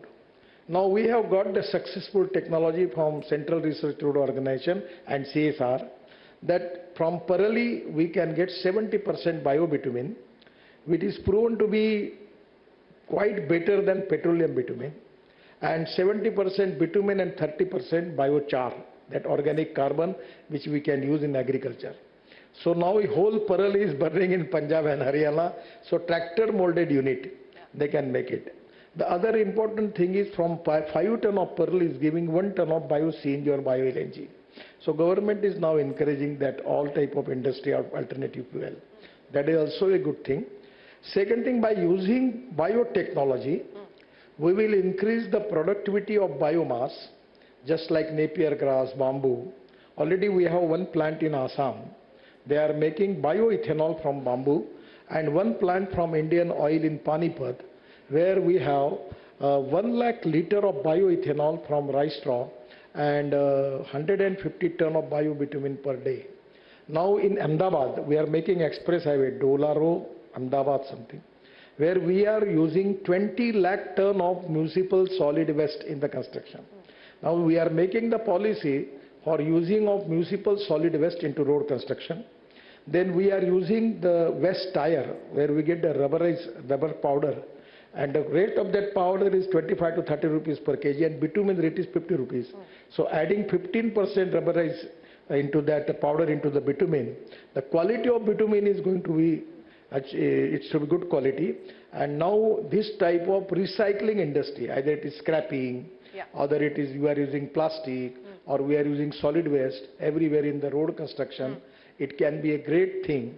And this recycling of the industry is going to create more employment potential, and it is going to helpful for the growth of our economy.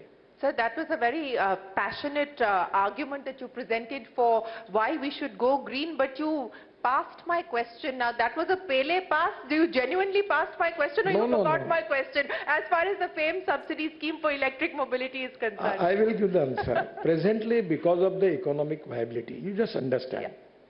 Everywhere, 4 important things are there: proven technology, economic viability, availability of raw material, and the marketability of the finished product.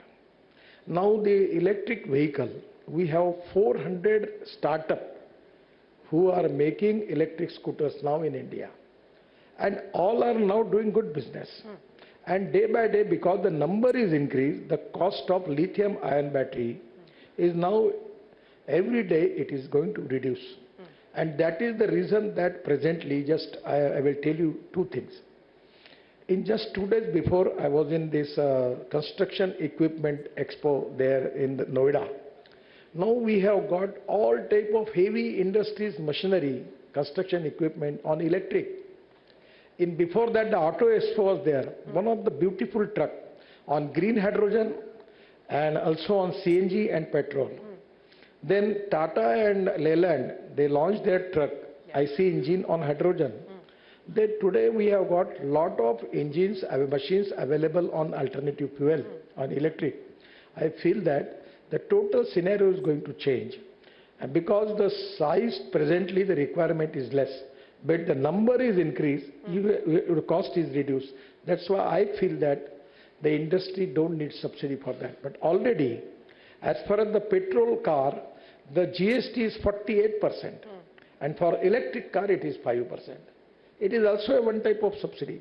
And because of the reduction in the cost, particularly the alternative fuel vehicle, now we are going to start flex engine. So I feel that now no more subsidy is required for that. No more subsidy is required. I think there's going to be a panic within the But electric... it is, one thing I want to clear it, it is up to the finance minister and heavy industries ministry. They are looking after all the things. It is up to them to decide the question. But because of the present scenario, the cost of finished which is coming, and day by day it is actually lithium batteries also cost is reduced. Now there is an alternative for aluminum ion battery, zinc ion battery. Then aluminum air technology is very good technology developed by Indian Oil Research Laboratory. So I feel that now this is the time that the cost is reduced. That's the reason I feel that for economic viability, that now they don't need subsidy. It can be economically viable. Okay. Let me move on and talk about something that the government has been wanting to move faster on, and that is asset monetization. You know, there was a big target that was set out as far as the national asset monetization pipeline was concerned. You talked about the InvIT and the kind of subscription that you saw, but as far as your ministries are concerned, what can we expect on the asset monetization side? Actually, frankly speaking, we have different type of models. One is BOT, build, operate and transfer. Then at the time when I taken charge as the minister, there was toll project. You remember at the time, 406 projects involving the cost of 3,85,000 crore. My ministry has saved the Indian bankers from the NP of 3 lakh crore. We resolved the issues. So that time we have opened the new model, that is hybrid annuity. Then now we have got even we can make the project on EPC mode and we can monetize. Then we have TOT models. But the InvIT model is supposed to be the best. Now it is my intention that we want investment not from the big group, not from the foreign investor, but the people like you who are journalists, the salary and people, the pensioners. We are giving them 8.5% returns per year, and we are going to add their interest every month in their account. Now the deposit in the bank, the interest rate is maximum 5.5. We are giving 8.5, and that is the reason that we want to. Our priority is to take more investment from the small people and make the roads and giving that benefit to the people. That is exactly we want to do it. My ministry, my budget is so good and I don't have any money problem. My problem is how to make the expenditure of all this budget which is with me. And today I have called the meeting of my officers and tell them, you have to complete this budget before end of December. Before 8th of December? Yes. Why 8th of December specifically? Because then January, February, March, I can go to finance ministry or asking me give me more money.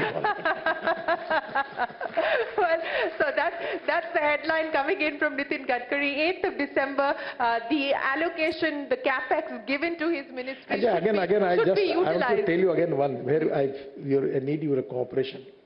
When I was water resources minister, in Mathura, we have taken one project for 80 MLD sludge of Mathura. The project was in hybrid annuity. The project was actually awarded to Triveni Engineering Company, and now the 40% grant in aid given by the department and 60% raised by the contractor. And every year 80 MLD of sludge they are making water, purified water from it, giving it to Indian Oil Refinery, and they will give them 20 crore rupees per year. So my suggestion is this hybrid annuity, and all these models are now good for solid waste management, liquid waste management, railway, power line, everywhere. And that is the reason that our Prime Ministers insist on that you have to monetize the project and raise the money. As far as road project is concerned, I don't have any problem. Our toll income is presently 40,000 crore. Now we are diverting towards automatic number plate link with the satellite system. So up to end of 24, our toll income will be 1,40,000 crore. And you just take example, if I can monetize that, how much money we will get. So presently in the road sector, we don't have any problem about the resources and capital. We don't want to go to anybody for investment.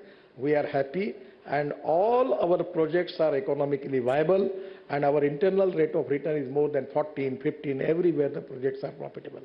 You know, it's very rare that you actually hear a minister saying that I'm happy with where things are. I don't want any more money from anybody.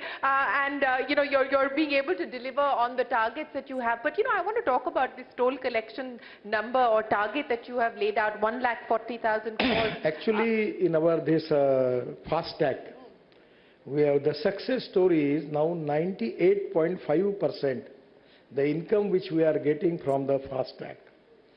So we need to reduce our leakages there. And by automatic number plate linked with the satellite, which within 3 months we are going to launch that system, I am 100% confident that there will be no leakage, and our toll income is now very good. There is no problem for that. You know, you said that money is not a constraint for you. What are the big challenges? What are the big constraints that could hold back the utilization of the allocation? Actually, frankly speaking, the most important thing that without land acquisition, how we can going to construct the road? And land acquisition is related with the state government. Then the second problem is environment and forest clearance from state government and central government. Third is, the basic problem is judicial problem. When anywhere we start the work, some court has given the stay and we cannot work. But we are resolving. I always telling to my people that there are some people who convert problems into opportunities, and there are some people who convert opportunities into the problem. So there is no problem now. We can resolve the problem. We have good coordination, cooperation and communication between the state government and central government. I always meeting with the chief minister, talking to the chief secretaries, taking the meeting for that. So everywhere in the Assam, I am telling you, there was some problem. But the initiative taken by the Assam chief minister, and actually now there is no problem. In the northeast, you go there and visit, see the road development.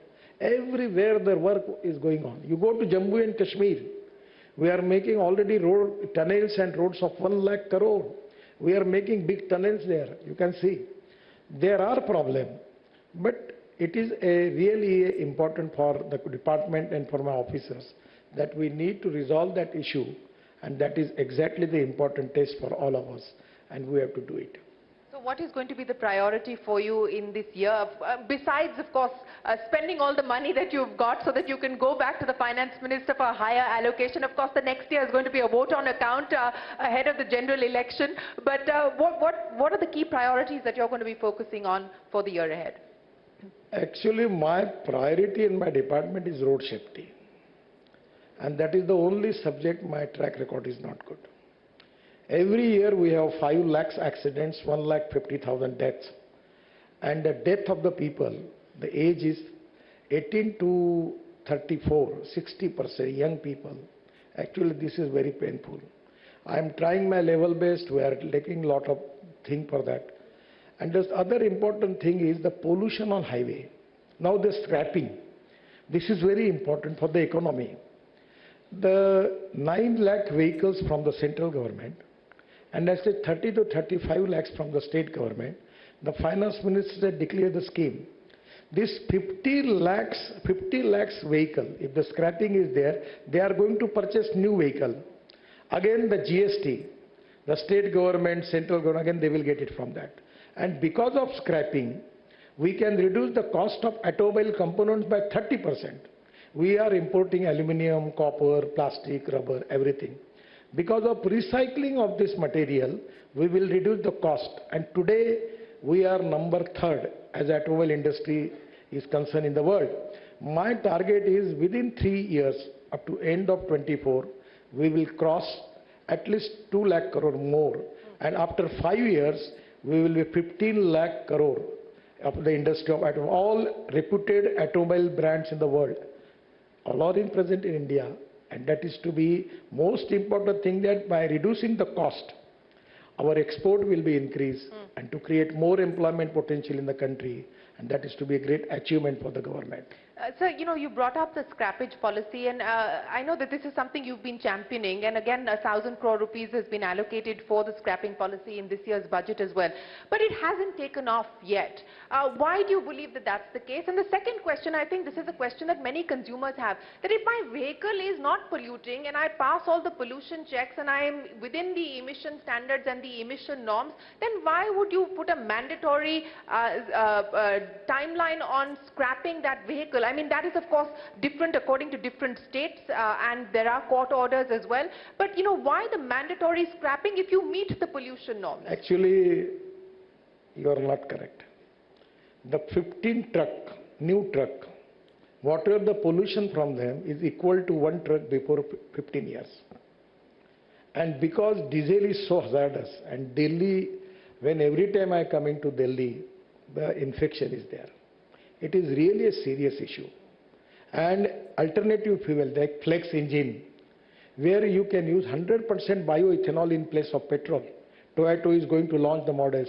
And where the rate of the ethanol is 60 rupees per liter and petrol is 120 rupees per liter, and their flex engine creating 40% on electricity. So this is to be a game changer. Now the Bajaj, TVS and Hero, their bikes, scooter and auto rickshaw available on 100% bioethanol. So this is the green fuel. This is from agriculture. And presently our import is of 16 lakh crore for fossil fuel. And the economic problem is there, at the same time pollution is a problem. What the Prime Minister feeling is, the ethics, economy, ecology and environment. These are the three important pillars of India. And that is the reason that we need to reduce the air pollution. And air pollution is a so bad subject. So really it is, people are facing the problem because the Delhi people are already facing this problem. This is the time for all of us to fight with the pollution. We need to reduce air pollution, water pollution and sound pollution. And that is exactly the green energy, green building, green fuel, green power. Everywhere we need to concentrate on the green philosophy, and that is the need of the world, that is the need of the India, and that is the exact line of our government. I am really very much, this subject is touching to my heart. And the green thing and conversion of waste into wealth. No person is waste, no material is waste. It is depending upon the appropriate technology, appropriate vision of the leadership, that you can convert waste into wealth. From 7 years before, in my constituency in Nagpur, we are selling our sewage water to Maharashtra government for power generation, and we are getting 300 crore rupees per year from selling of sewage water. That's the reason I was telling you the good example of Mathura. So this is the time that in solid waste management, liquid waste management, everywhere on PPP mode, even hybrid annuity, we can make the project. Well, I think you're absolutely right. As far as pollution is concerned, we need to deal with it and address it on a war footing.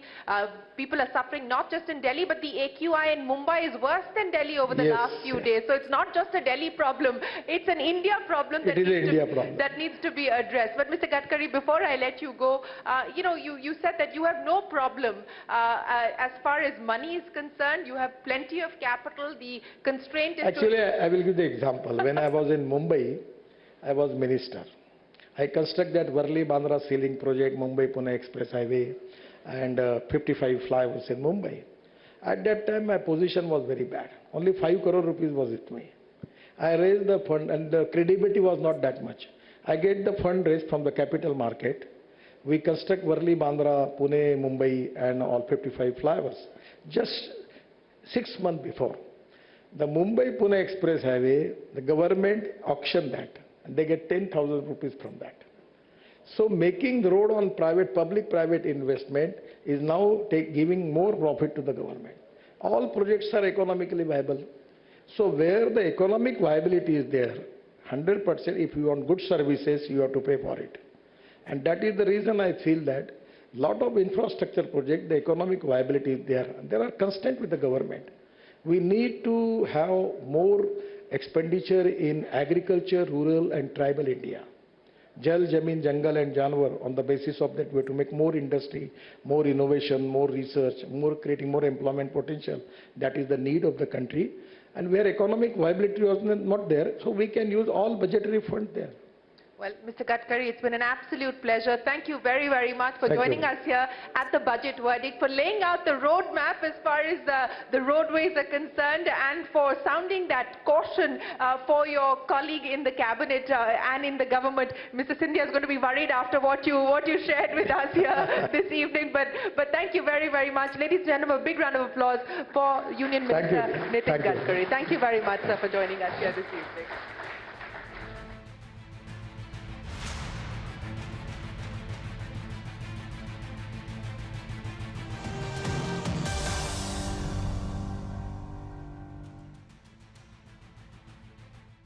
When our big boss was MD.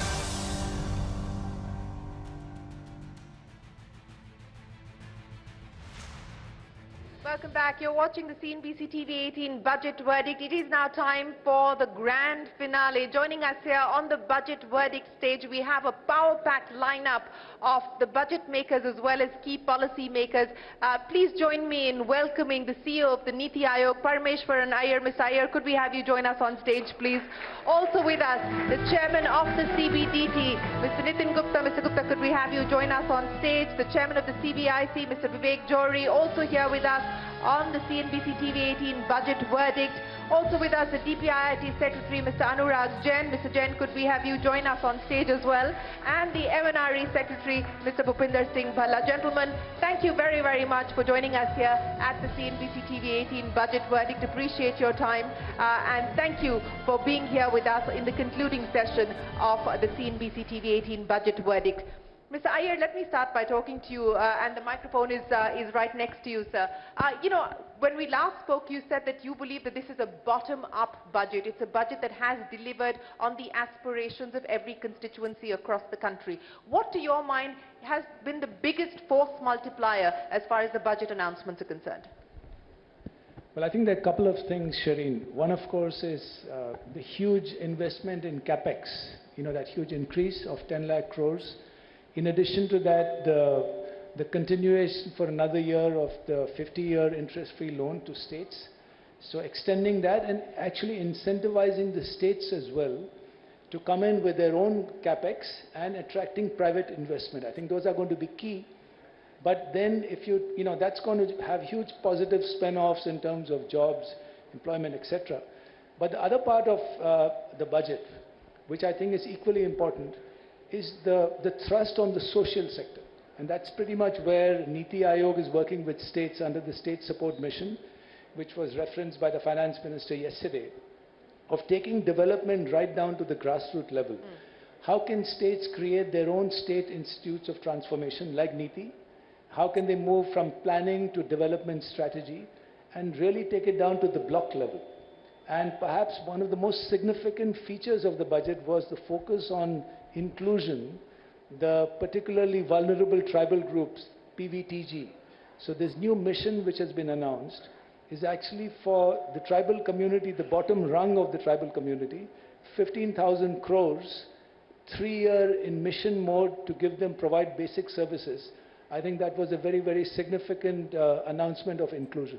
Yes, inclusion, of course, was one of the strategic priorities identified by the budget. But let me get the CBDT chairman into the conversation. And so, you know, you've got an audience here who currently are perhaps doing their calculations, talking to their chartered accountants, whether they should switch from the old tax regime to the new tax regime or not. And I'm sure there's plenty of feedback that you've got overnight as well. But what is the pitch that you would like to make to the citizens, to taxpayers at this point in time, on why you believe it makes sense to move to the new tax regime?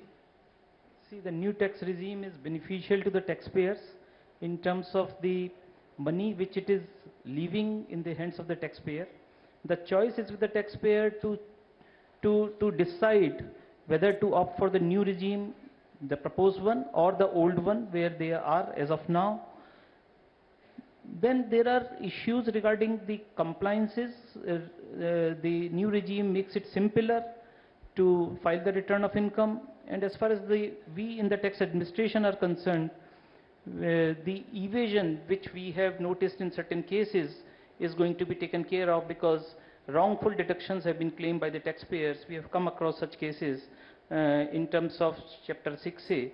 So all these things will be taken care of. But as a citizen, as a taxpayer, the choice is with the taxpayer himself or herself to decide what way is beneficial to him or her and choose the option. Well, yes, that option has been left with the taxpayer, but you also believe that this is, not believe, you do say that this is the new default tax regime. So I want to understand from you, as you were doing your scenario planning, of these 5 slabs that have been now put forward as far as the new regime are concerned, where do you believe you're likely to see people shift to? Within which bracket do you foresee people finding it more attractive to move to, especially cases where HRA, etc. is a factor? Do you believe that that will be a constraint on people making the shift? We think that at every level the shift will take place. Up to 7 lakh, and in case of salaried employees 7.5 lakh, the shift is definite. From 7.5 lakh income to 15 lakh of income, depending upon the deduction claimed by the person, he or she has to decide whether it is beneficial or not beneficial. And above 15 lakhs, our calculation shows that it will be beneficial to everyone. With the reduced surcharge, above 5 crore, definitely. Okay, well, that's the pitch that's coming in from the CBDT chief himself to get people to move to the new tax regime. But Mr. Johri, let me come to you with the priorities as far as the CBIC is concerned.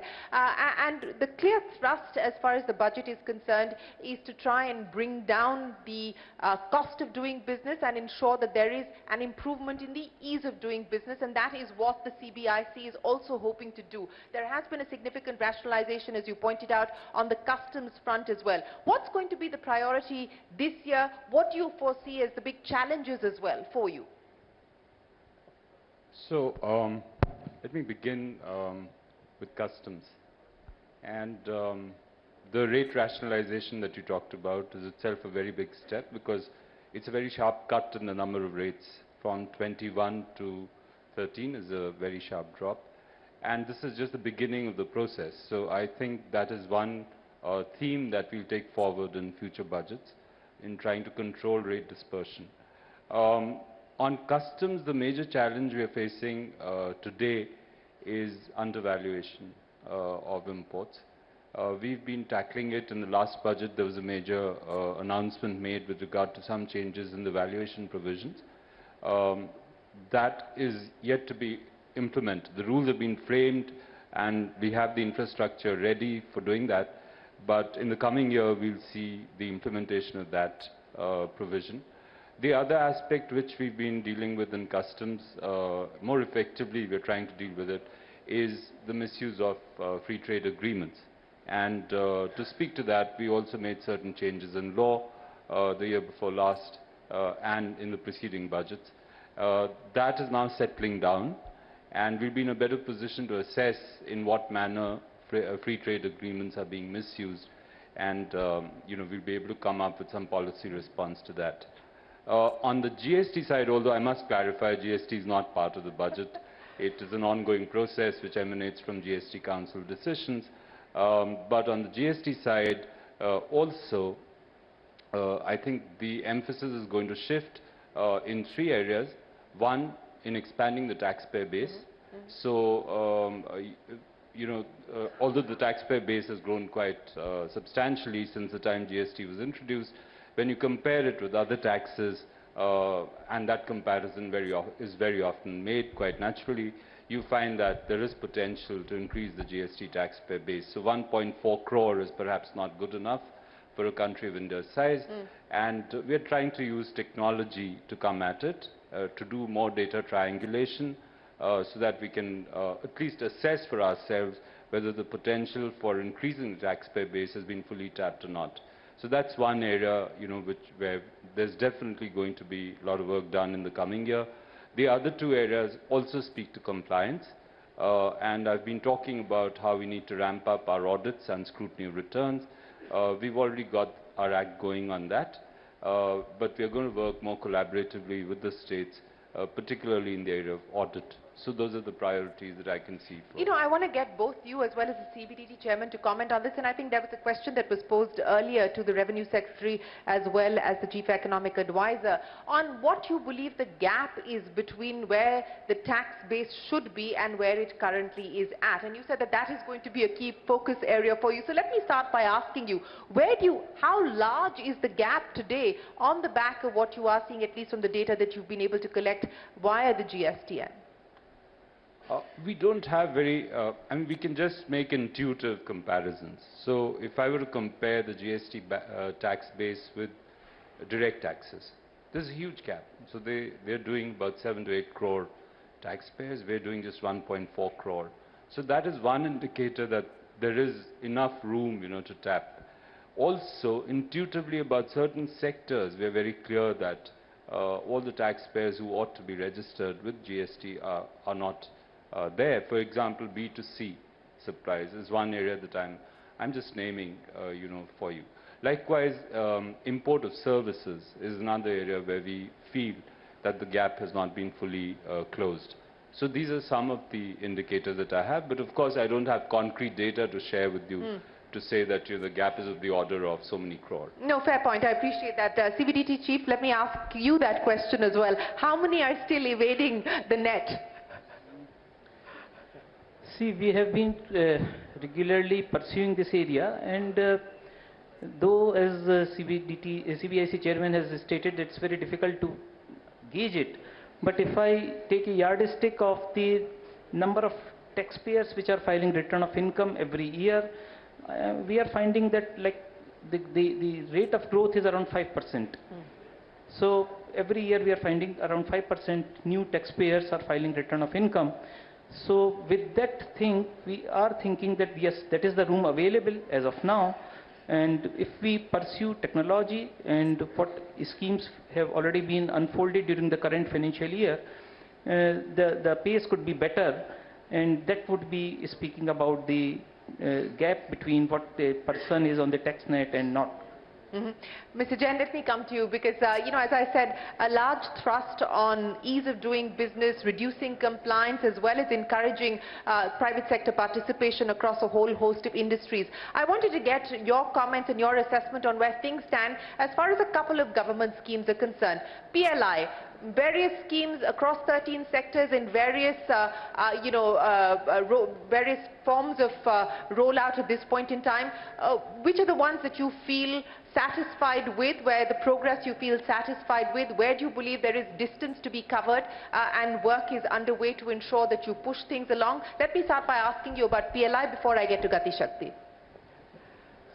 PLI, as you know, is one of the most important schemes for giving thrust to and creating global champions. The way we look at it, the sectors which we selected were basically based on whether there is a potential for a particular sector to create global champions in the country, whether this particular sector is of a strategic importance to the nation, or whether does it have a very high employment generation potential. So these are the three tests on which we actually consider a particular sector. But you'll have to understand the way PLI scheme operates. If in year 1, I give a particular approval to a particular company, it has to make investments. Yes. Investment cycle takes time. So typically in most of the schemes, the investment period granted is 1 year or 2 years, depending on the choice of the company which wants to take the benefit of the PLI. So suppose it takes 1 year benefit. It wants to complete the investment in 1 year.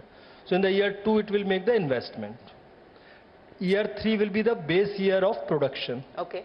So year 4 will be the claim. So what has happened, some of the news items said that only 15% of the investment has taken place, only 3-4% of the money has been claimed. So let me put it straight. What has happened in most of these schemes, the investment is supposed to be completed over a period of 4 to 5 years. Say typically in a scheme, I say 15% of investment is the benchmark for year 1, 35% is year 2, 65% is year 3, 100% is year 4. So at the end of first year, how much would be the investment? 15%. If you put 15 in the denominator, it will be 100% performance. And if you put 100 in the denominator, it will be a 15% performance.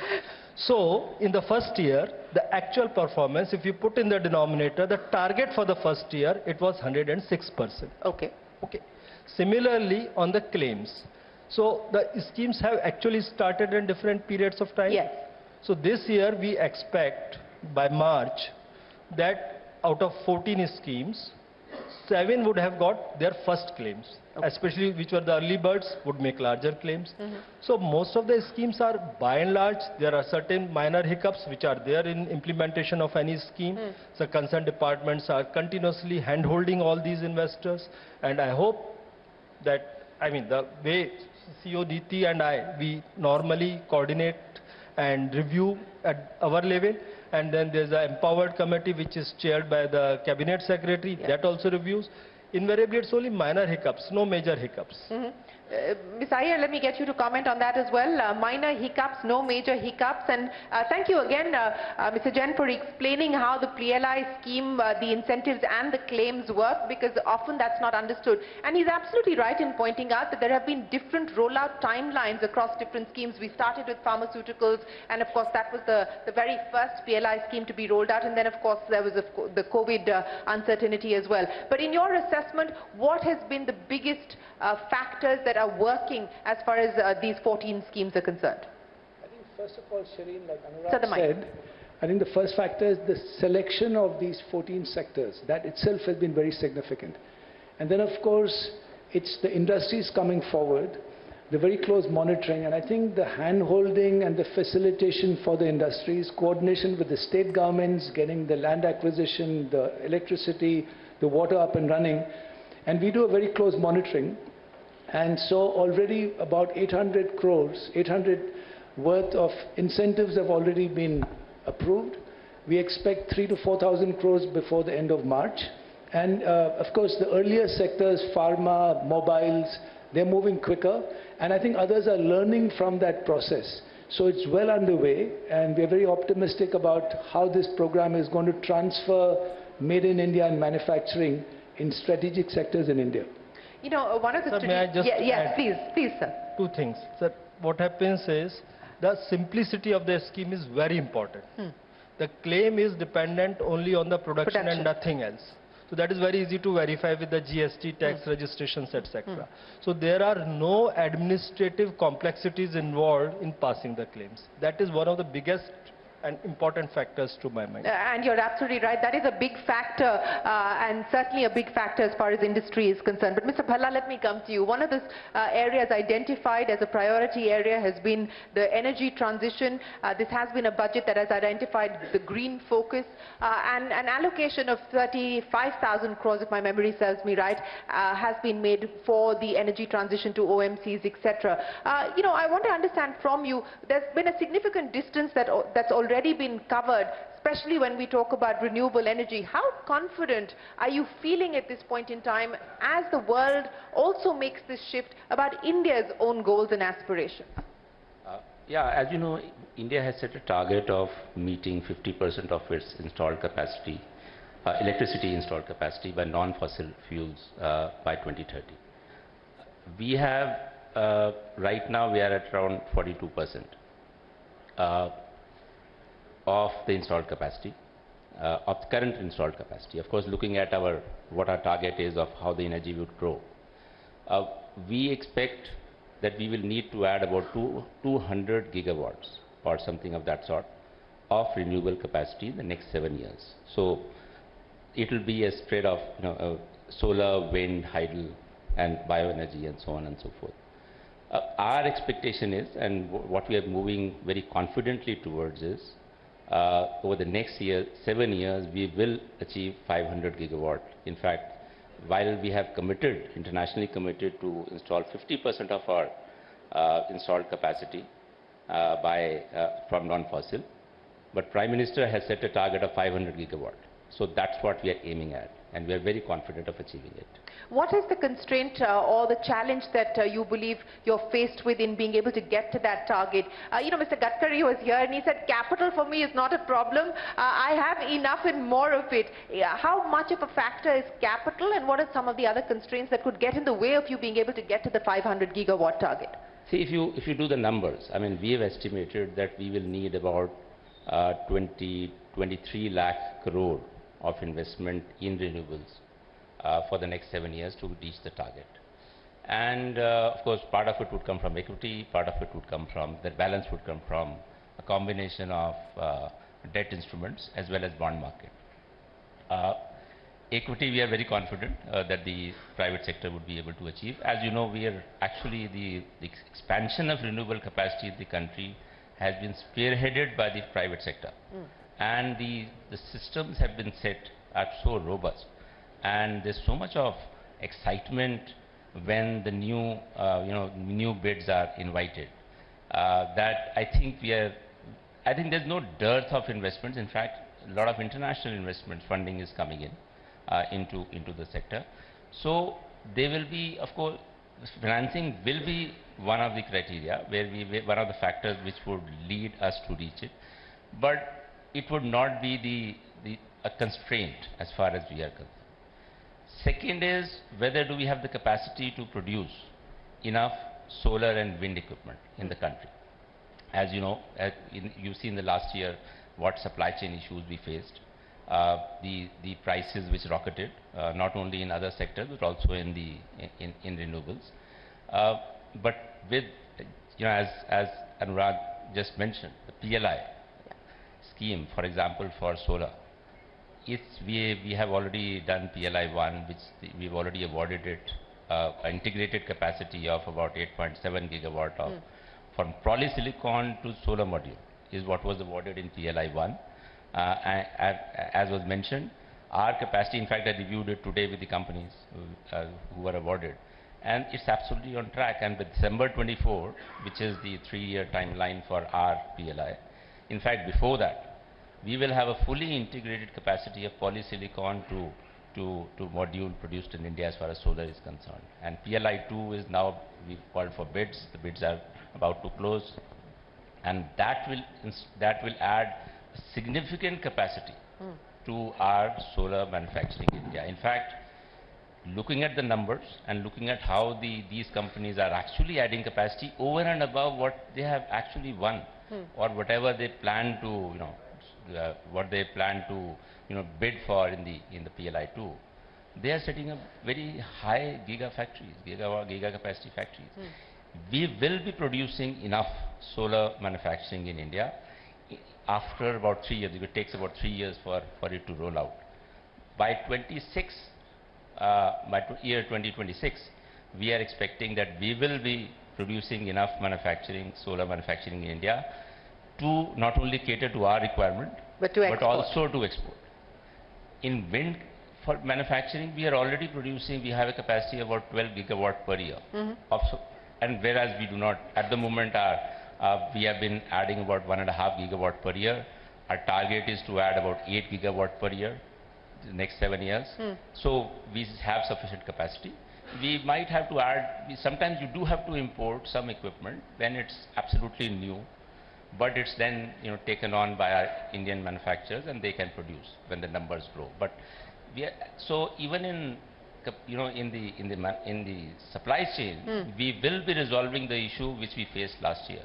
So so if you look at financing, you look at supply chain, you look at Indian private sector capacity, their excitement, I think we are well on track. Well on track. That gives me a good segue to get all four of you gentlemen to talk about what we just heard there. One, of course, is the export aspiration across different sectors, and many of the PLI schemes have been identified on the back of the export opportunity as well. But the other is the aspect of cutting down on imports. And Mr. Johri, let me start by asking you about how you assess where things currently are on both these fronts, the export opportunity, the export potential, as well as what we've been able to do by way of import substitution, domestically manufacturing, localizing, etc., and where we can do more to enhance competitiveness. So I think the budget this year addresses both those concerns from the customs tariff point of view. And so we've addressed the supply side issues by dropping tariffs on a large number of inputs, intermediates, parts, components, etc., different sectors, different industries, just so that the domestic availability is augmented and the value addition either deepens or happens in the country. There are several examples. If you go through the fine print of the budget, we've done it for mobile phones, we've done it for chemicals, we've done it for solar energy equipment, wind operated generators, and so on and so forth. On the export side, there are three sectors where there were very specific requests and provisions which we've made in the budget. One on marine exports. So it appears that one of the constraints which the domestic marine exporters were facing was the availability of shrimp feed. And there isn't adequate production of that. It's obviously needed for cultivation of shrimp. And we've given a duty exemption to those. Diamonds, you would have heard yesterday, the whole world is transitioning from natural to lab-grown diamonds. And the seeds that are required for growing lab-grown diamonds, a duty exemption is being given there so that we can utilize the cutting and polishing capacity more, and we can also produce lab-grown diamonds domestically, of which the production has begun, by the way, but it isn't, it can be ramped up. So those are 2 or 3 examples that I have on the import and export side. Of course, on the export side, you are aware that there are already a large number of export promotion schemes. There's drawback that we provide already to exporters. So I think the architecture is very much in place in a general policy sense. There have been demands to expand the RODTEP scheme to include more sectors. Is that something that you're considering at this point in time? Yes. So the RODTEP committee had looked at steel and chemicals, for example, and they have made their recommendations on what the appropriate rate should be, and that is currently under examination. Currently under examination. Mr. Jain and Mr. Iyer, you were both in Davos trying to talk to investors about the potential of the India growth story. And let me start by asking you, Mr. Jain, in light of all of the measures that have been taken, what was the feedback that you got about India's competitiveness, specifically from a manufacturing standpoint? Is there anything more tangible, specific steps that investors have put on the table that the government is working on? I think this will be a pretty longish answer if you can, but... Is that a long list of demands that has been made? No demands, the kind of work which has been done. So first and foremost, I would say the kind of structural reforms which have happened, the policy governance reforms which have happened, add on that the rule of law which we have in our country, add on to that demographic dividend, add on to that the best part, talented youth of the country. So this is what is going to drive the India's growth for next 25-30 years. The startup story we all know. So all this growth will be driven by, to our mind, knowledge, innovation and sustainability. And our startup ecosystem is doing fantastically well on all these. They are providing frugal and innovative solutions to all these problems. So if you are solving a problem for India's scale, you are actually solving global problems. Next 4 billion people in the world, they are looking to those solutions. Like India's public digital infrastructure. That's marvelous. I don't need to get into this. That is something which is absolutely unique. Nowhere else in the world you have something similar. We have based all our systems on presence-less, cashless, paperless kind of systems. Plus, it is based on open source, open platforms, open network. Yeah. So what happens, any new startup or any new person who wants to start his business, he can plug into this existing ecosystem. Rest of the ecosystem is provided by the existing system. Sure. So therefore, the entry barriers have been lowered substantially, and that is what is fueling the growth. So this is one aspect. The kind of solutions, when you are talking to Secretary MNRE, next important thing which is going to happen, there are companies in India which started as a startup, now they have really grown big, unicorns. The cost of 24/7 energy based on renewable energy, can you guess? 6 cents. Wow. This will excite the whole world. They have come out with designs. They are taking the renewable energy, solar, wind, everything, and using the pump storage with their improved efficiency design, which gives 81% efficiency. And they are giving firm power for 24/7. The real problem with renewable energy is this, that it is available only at certain time of the day. So they are spreading the risk by putting the solar and wind both. Wind comes in generally in the night, solar comes generally in the day, plus the storage. So even it out. So these are kind of solutions which are coming. You talk of anything, what India's startup ecosystem or young entrepreneurs are doing, it is pretty exciting. So it is a technological revolution which is happening in India. So most of the people are looking towards India as the real next place to invest in. I mean, you would have heard the stories from IMF that as the brightest. Yes, So bright spot, yes. So all those things are happening. So most of the people were excited in Davos. They were looking up to India to invest. And when we ask, there are very, very minor issues like FDI policy. India is one of the most open economies. The list where you cannot invest is not there, where you need government permission or you cannot invest 100%. That is just less than a page.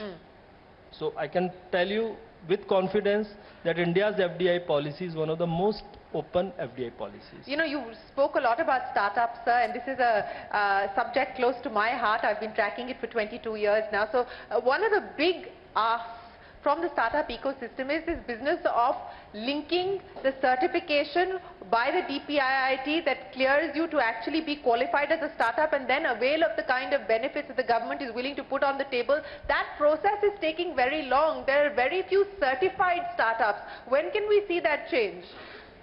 That we have tried to improve the process. Earlier there was one committee which was taking it. So till about 3 months back, there are two major advantages which they are looking for. There are 3 levels of certification. First level of certification is that you just file and it's automatical, you get it automatically. So there are about 88,000 startups which have been registered. So there's no problem in that. Second registration is for angel tax, 56(2). There was some news items today that that has been done away. People are nervous about it. No, it's just been parity. The non-residents have been brought. No. The problem came from somewhere, so therefore I would like to make that clear also on this count, that there is no change as far as startups are concerned. Anyone which has got a recognition of DPIIT for investing into that particular startup, the exemption under 56(2) continues. Correct. So that is there. So under that, more than 7,000 have got registered. There's absolutely no issue for 56(2). So first registration, which gives you benefits like GEM, startup, exemption from experience, net worth, turnover, criteria for participating in government tenders, that's available to everybody. This 7,000, I'm sure there is absolutely no hiccup. When you apply, you get it automatically. So it is only that the rest of the people have not gone to that stage where they want angel investors to come in or whatever. The last one, which was for 80 IAC. So by very nature also, 80 IAC is something which not many people apply because they have to grow big before they apply. But still our process was slow, and that was a complaint. Against about 2,500 applications, only 400 odd had been cleared. So what we did, we have now created 10 parallel boards to improve the speed. So in the matter of last 2 months, the approvals have gone up from 400 odd to about 1200. And hopefully by March or April, we would finish the 100% pendency because we have multiplied our force by 10 times. 10 times, well. And by taking the benefit of the experts in the ecosystem. Right. So we have divided the work into two parts. One, people who look at the innovation part, one who look at the genuineness of the company. Both the inputs come, our committee automatically approves it. Well, that's good news, and that certainly is going to be relief to many who are waiting for that clearance. But Mr. Iyer, you know,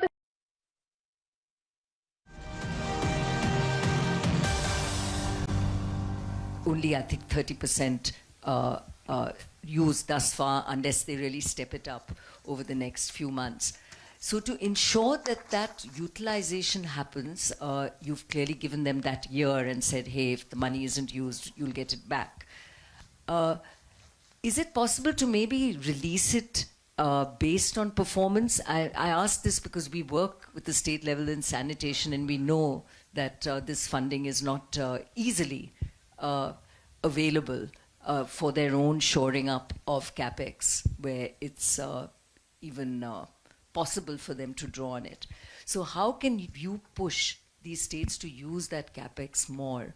And you raise a specific point on municipal bonds, which were very important, again, in this whole exercise. I wasn't sure what that linkage was. You mentioned it was to do with helping the municipalities come up the curve so they can issue municipal bonds. But how can we help in this journey?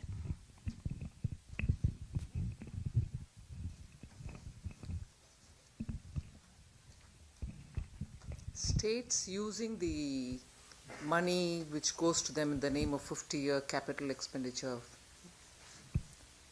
loan that the central government is giving is not all that disheartening as you would have inferred from the economic survey.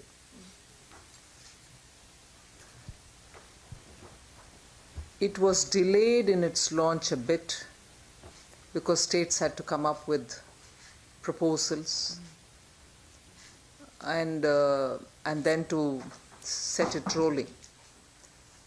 Last year's 1 lakh crore, about 80% of it was unconditional, so the states could use it the way they want, provided of course it's used within that year and for capital expenditure.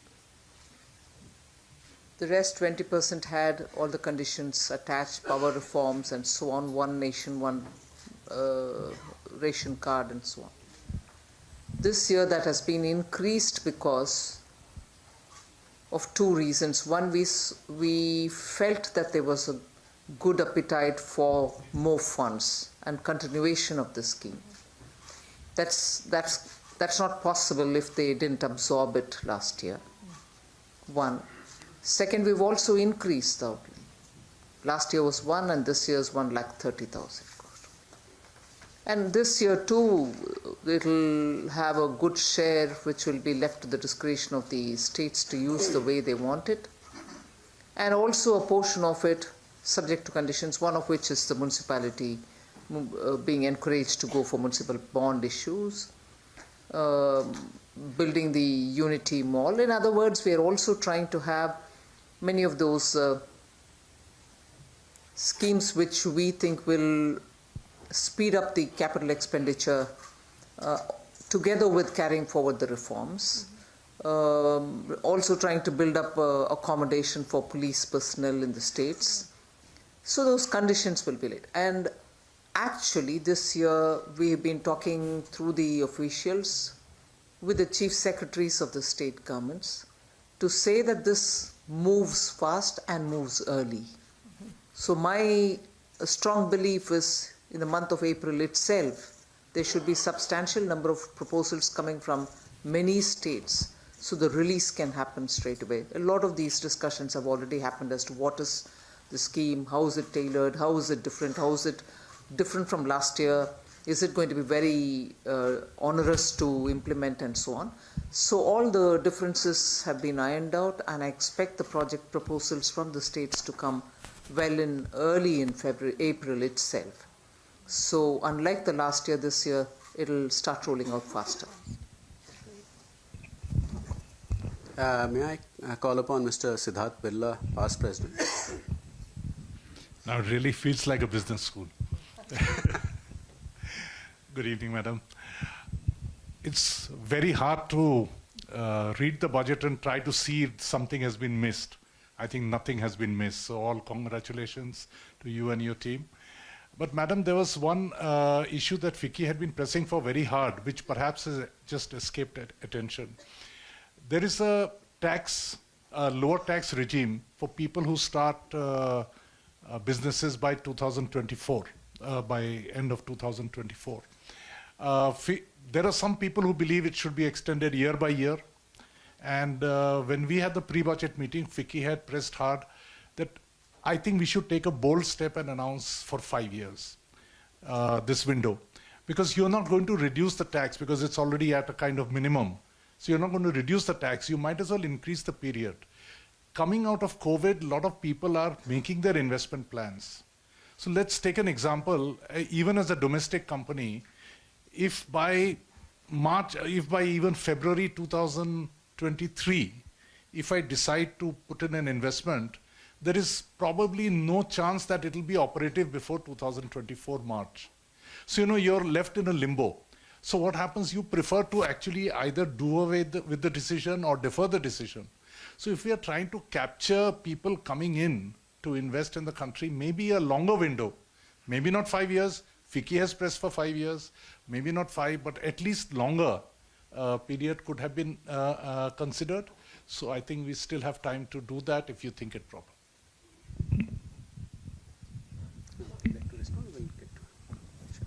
May I call upon Sandeep Samani, past president, to ask a question, please? Thank you, Shubhrakan. Madam Finance Minister, I think the only word to describe this year's budget is absolutely, it was a brilliant budget. I think you've covered all the territory and you've not left anything either for growth or for a more equitable growth. And you are actually walking the roadmap that you had shown us to the country a few years ago. So my compliments to you and to your team. I just have a suggestion, madam, which is not budget related, and it's been brought to your notice. The government has been doing a lot of things in terms of ease of doing business. There is currently one constraint, unfortunately, in the CCI not being able to take decisions because it does not have a quorum. I would just recommend some early resolution to that. Thank you, ma'am.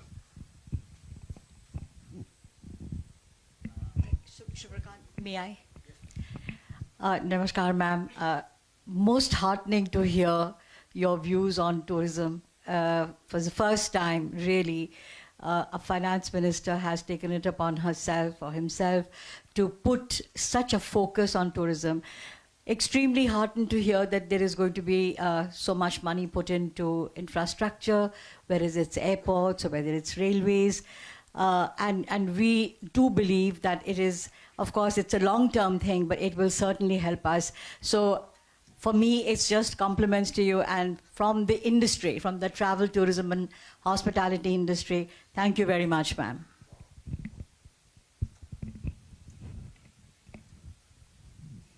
So Y.K. Modi, past president. Ma'am, at the outset, I join President and others for congratulating a fantastic budget. There is nothing on the taxation which I have a suggestion to make. One thing the government which you mentioned is government is continually removing unnecessary compliances and regulations. And but there is still a long way to go, so we would like to work strongly with your department and the government to give more suggestions on how to make life easier for honest businessmen. So similarly, so the point was you and the Prime Ministers have been saying you want to trust the taxpayers. But unfortunately, there is one suggestion in this budget that if you send money abroad, which is tax-paid money, you will further pay 20%. We are told that some people are misusing, hence everybody has to suffer. So I would suggest those who are misusing should be hauled up, but honest taxpayer should not run from pillar to post and be taxed again on his tax-paid income. For us, whether we spend in India or abroad makes no difference as long as we have paid our due taxes. So this is my request. May I call on Mr. Dinesh Kanabar? I think. Ma'am, as a tax professional, we are trained to find errors and our eyes only go to say what's wrong. And in that light, I must just compliment you that there is really nothing much that one can find in the provisions of the finance bill which one would really be negative about. I had two suggestions to make, ma'am. One is we have put a restriction of 10 crores on investment into a residential house if capital gains have arisen. And there are two limbs to it. One is if capital gains have arisen on sale of a residential house or other assets. And I can understand to an extent that these provisions apply to other assets. If somebody has sold equity shares, got gains, you don't want that money to be used for a residential house as a tax shelter. But extending this from one house to another may not be warranted. So for example, people have got houses, they may have inherited there for a very, very long time. They are selling that house, they might make a substantial capital gain, but they're just buying another house, substituting it, and extending that to section 54 may be reconsidered. 54F one can relate to, that was one suggestion. The second suggestion, madam, which I wanted to leave with you is that there has been a proposed change of taxation of REIT and InvIT, which has caused quite a flutter. And the proposition which I wanted to make is that if there is a redemption of units, REIT units, the excess could well be taxed as capital gains, but to treat it as other income and tax it at full rate maybe is not warranted. It is really killing this industry which after a lot of effort has taken shape and is inconsistent with how things happen globally. So I would request that this be reconsidered, ma'am. Would you like to respond to any of these? Yes. Right. Sunil, would you, Sunil Sanghai. Thank you. Honorable Minister, the editorial of Times of India today, the headline summarizes what we are hearing, the sentiment here. It says, Madam Finance Minister, this is probably the best budget from 2014. And I think we all agree to that. I have a suggestion, there's no question. I think in order to get, I think, the Finance Minister for us to gainfully utilize the time, if there are any questions on the direction of the budget of the long term, I would really appreciate that. No. Suggestions are good. Ma'am, suggestions are definitely welcome, but we would like to hear you as well. So the suggestion is with regard to disinvestment and the privatization. Rightly so, it has not found place in the budget speech, and the target also got reduced because obviously the market condition, etc.